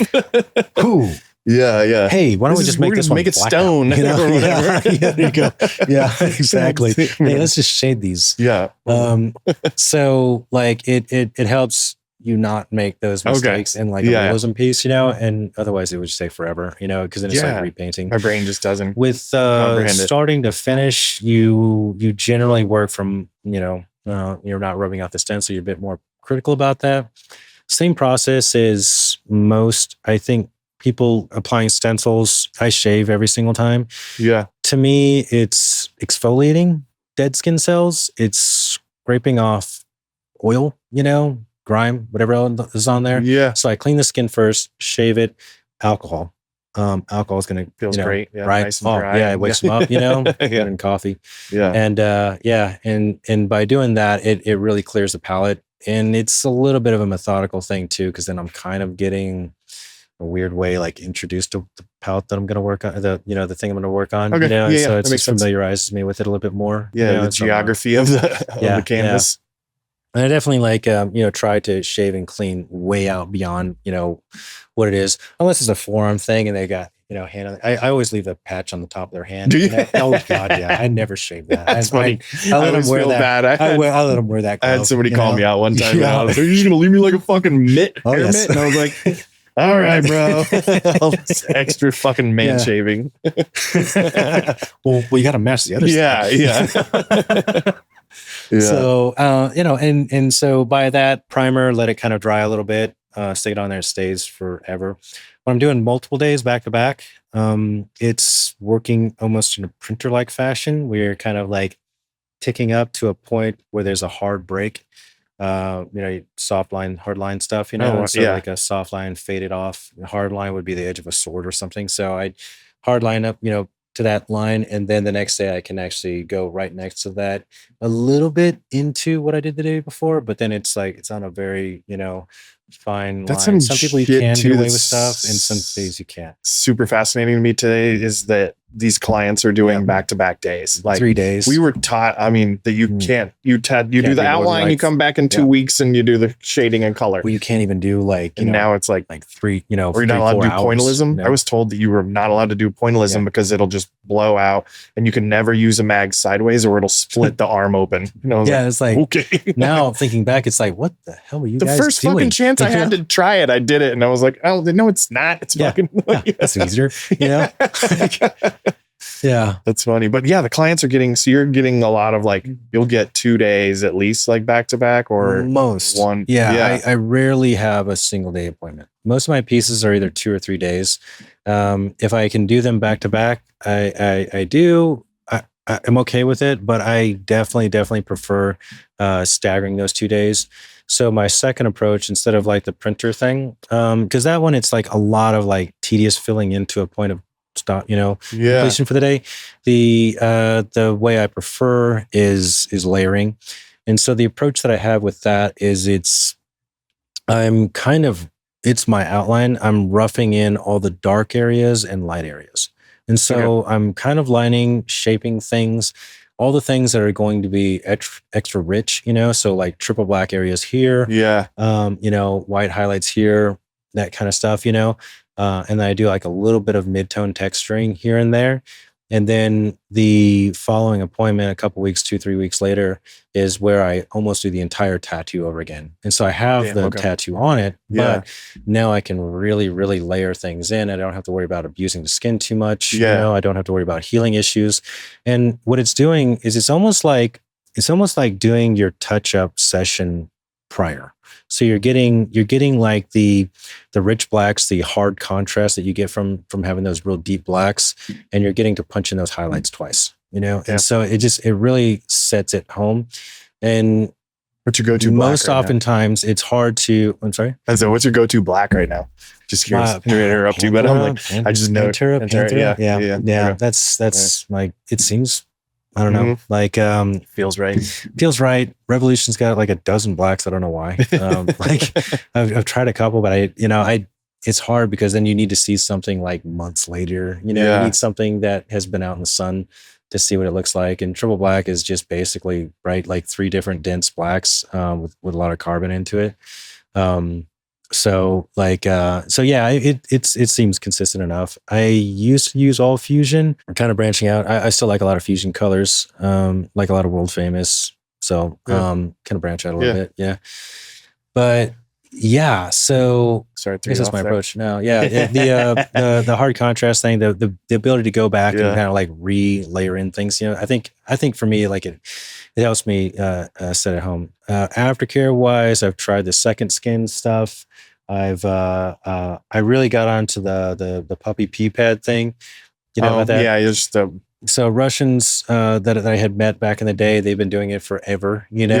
And when I was first, it's like, use your pee pad, and I was like, the fuck are you talking about? Like the gauze, like the plastic. Yeah. I told Val about it, and she's like, my wife, and she's like, oh, those are chuck pads we have in the hospital. Like, what? And she's like, yeah, that's what all moisture for all moisture, some moisture lock thing. Yeah. I was like, oh, well, that makes sense. It's a big Band-Aid without the sticky thing. I personally like those better too. I like them better. They no adhesive. No adhesive. Yeah. I use the context wrap, whatever the stretchy wrap stuff. I use that to tie it on instead of tape, so it flex a little bit better. Yeah. And it doesn't like constrict so much. It's like bulky and kind of messy, but if you can clean it up with the Scentsy wrap and stuff.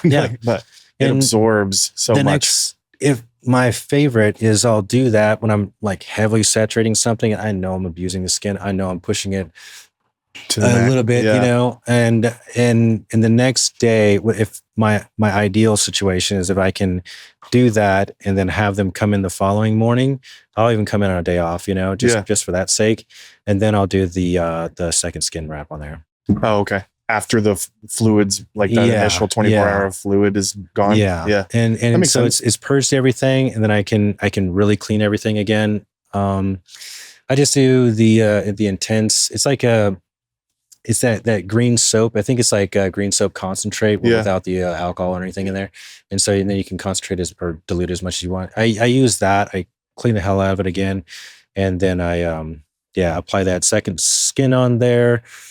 So many different brands out there. I've used Tegaderm. I've used You ever seen any weird reactions come back from the sun? Yeah. Yes. Or like my wife, she got we got these small tattoos.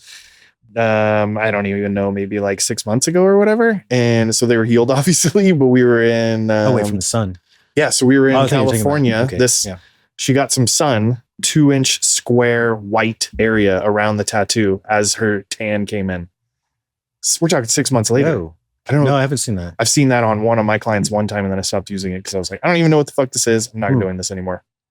So, but I thought you were talking about the second skin thing. I've seen reactions from that too. Yeah. Well, yeah, that's what I'm talking about, right? Like the second skin, like the small, your clear bandage you're putting over the top, the breathable. Wait, okay. So you took the bandage off. Yeah. The tattoo was healed so that she kept it on for like 2 days, takes it off, washes it off with soap and water, pat it dry, lubricate, blah, blah, blah.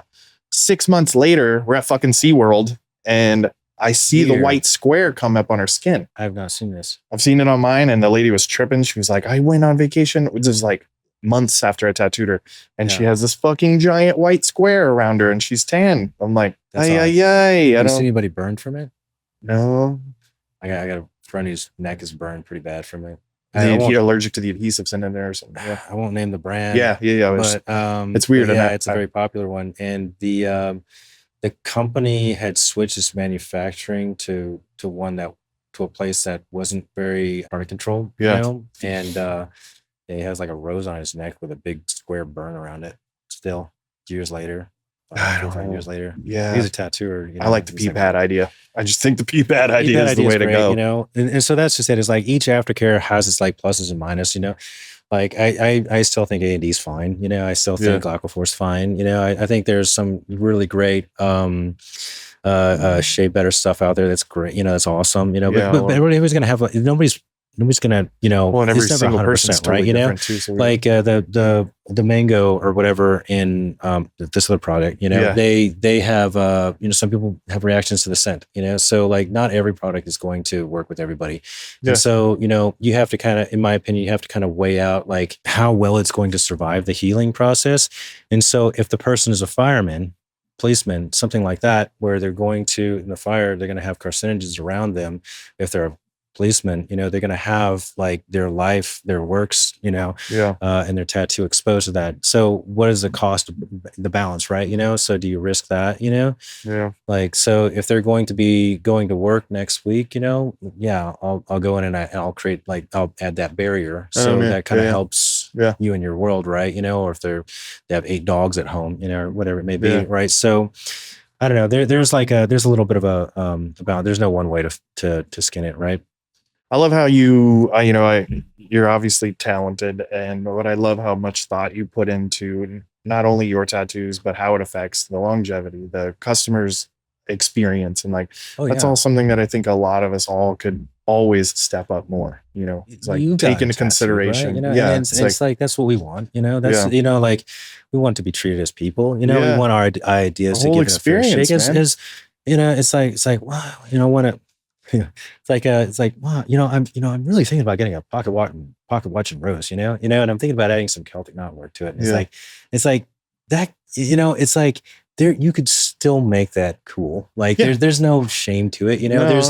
There's like an anti-filigree campaign right now. There's like an anti-tribal campaign. There's it's like things took off because they were done well and they looked good, know? And so like even the lower back tramp stance, like at the time, like they look good, Now they're same thing with the underburst thing, the bust thing, like it looked good, and so like, but the thing is like there's a hating of certain things, and it's like, why don't you just tweak it? Why don't you just put your own flair on the thing? If you hate it so much, but if somebody wants it, somebody desires it, why not? Somebody's still going to come into your shop tomorrow and want a full Celtic knotwork sleeve, and you're sitting there doing nothing because you're fucking a hater. So what are you going to do? That's something you should try to do your best and put your time and energy into it. Shop owners are doing their damnedest to get people in the doors.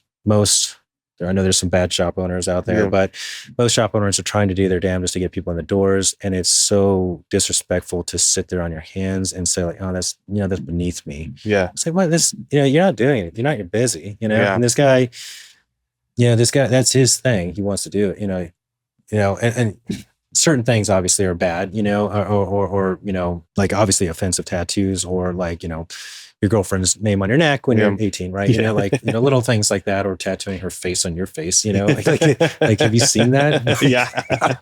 Okay. Yeah. Don't do that, you know, but I mean, like if somebody wants like, you know, whatever, you know, it'd be a tribal sleeve or whatever, you know, like, oh, I just saw Dust Till Dawn. It's going to be, you know, this is the new thing.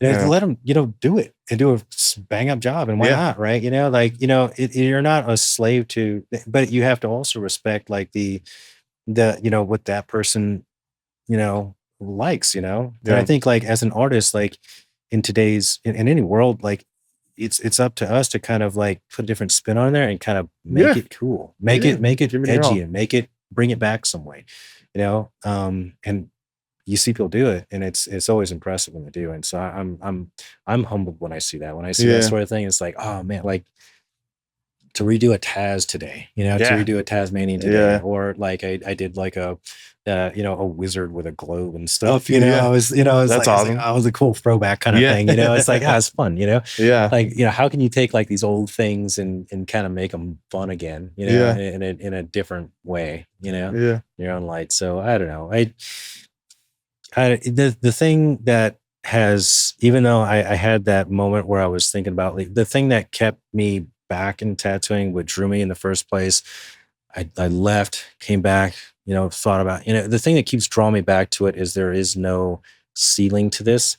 It's constantly evolving. You will never perfect this. There's always going to be a new twist on things. And after 30 years of thinking that we were hitting the ceiling, it's just about to it's going, you know, and it's getting wild. It's getting wild. It's and now there's a new emerging, you know, tech out there, and there's going to be another one. I would say for younger artists out there, be technically proficient, work on that, right? You know, work on your art as well, you know, of course, right? You know, work on your composition, work on your, you know, work on how it's viewed overall, you know, work on the story of the tattoo, work on, you know, body lines and everything, you know,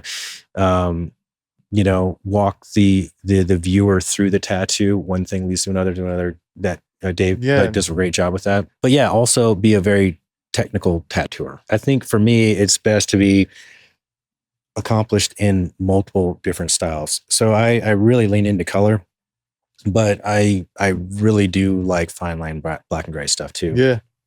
So it's fun, and there are amazing artists out there, and it just seems impossible to get anywhere near what they do, you know, with some of it. But it's also that pursuit of perfection, I think, that drives us, you know, and so that striving to be better as a person, you know, fulfills us. I think that's important, you know, and being inspired by others, I think is also important. You know, it keeps us all going around, you know, and I don't know, I love that part about this industry. I don't think that's going away anytime soon.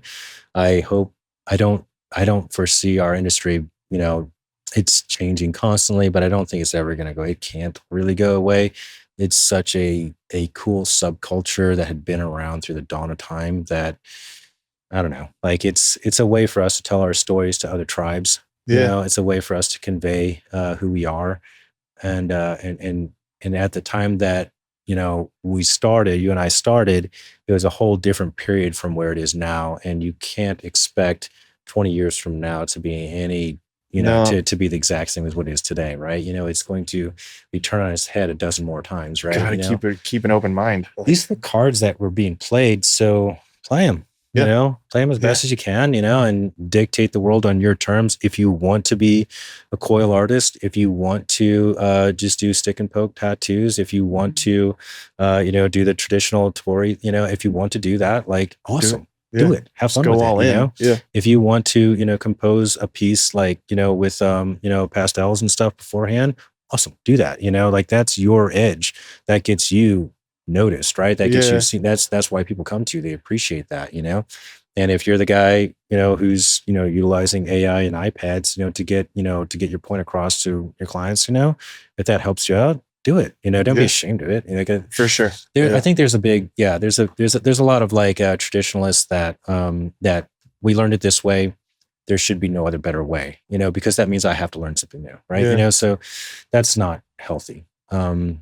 The one thing that I have seen change in the industry is the gatekeepers they're becoming smaller and smaller, right? And I love the rising tide.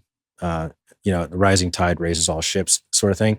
I love that, and it's so true. The better we all become as artists, the better the clientele, the better we're getting tattooed, obviously, like the better work comes out there, the more people are inspired to get more tattoos, right? So like if somebody goes and has a horrible experience, the guy was on pills, the guy was, dick this up, it's not even what I wanted, the person that has that experience, they're not really inclined to get a lot more work done. The guy goes and gets an amazing piece, and say he does go to a convention and they give him a little, plastic, trophy thing to it, and it's like, it's a good feeling, and it's a good feeling to know that it's like, yeah, this guy busted his ass on this. He worked his, and this guy's really, he's got a thing that he's doing that nobody else does. And I don't know, like that elevates the industry because now somebody else is looking at his arm, they're looking at his piece and they're saying, wow, that's impressive.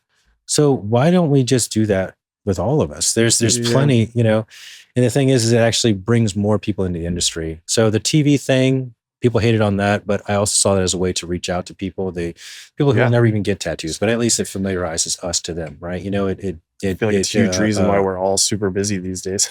like we talked about last night, it's been on TV. Tattoo TV has been on for 20 years now. Insane. Yeah, it's really wild, dude.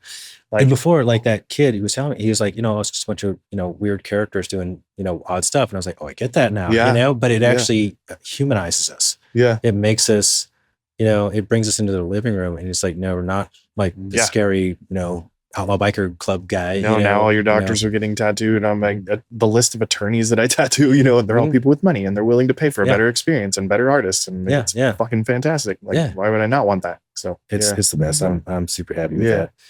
Well, shit, man, we should wrap it up. We are, I'm just super thankful for you to take the time. I know you got some work to do today and got to finish up your guest spot.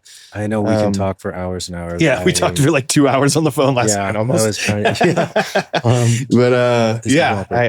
just greatly appreciate you taking the time to be here and everything. Yeah, man. It's fun. I appreciate your friendship. I appreciate like everything that you do on your side of the world for your people and your family and everything. But you told me last night, retiring your folks. That's so cool. It's crazy. Yeah. But I appreciate you giving me the space and be able to yap for an hour, So how do we find you? Like, tell us your Instagram, your website, whatever you got going on. What's your best way? Probably the easiest. Yeah. It's at Noelin Wheeler, Noelin Wheeler, Wheeler. The website and everything is Savage Son. But Instagram is, I think, your like tattoo shop in San Marcos. The tattoo shop in it's a tattoo shop in Austin. Live in San Marcos. Oh, okay, cool. Yeah, I couldn't remember if you were in or out of town. Yeah, the shop's in Austin. It's a private studio. It's a little hideaway for me. It's it's a little bit more little rustic modern kind of thing. But it's quiet. And it's I don't know. We're 12 hours work on mostly large projects, but I try to make it as chill as possible. So and I'm also going to be traveling to Vegas again. I'm going to make this in my annual rotation a few times a year. Yeah. I'm going to be in Yelm, Washington in a couple weeks, doing a guest spot up there. I also did like a charity raffle thing for 22 to None. It's an organization that helps families with vet suicide, and dealing with that. Okay. So I'm trying to become more a part of the community up there, and like then I'm Pacific also Northwest, right? Pacific Northwest, Montana, and I'm gonna try to get to my buddy James's shop in Montana. I think maybe July. I don't know. I'm gonna hit him up about that. Maybe I can make a trip out there before the new one comes. Yeah. But this is going to be my new little rotation now that life is settling down a little bit. It's still crazy, and anyway, but like it's a fun trip, man. Let's get you back in, and I want to do the round table type things. Maybe next time you're out here, like get like 3 or 4 tattooers just to talk about certain subjects. I think would be real fun. So let's do that. Yeah. And this will be a little ways out as far as coming out, but let me know. Yeah, we'll be there. But awesome, thank you guys so much for tuning in. Thank you, Noelin. Greatly appreciate it. And get out there and support your local tattooers, man. All right. Have a good one. Bye, guys. Take care, guys.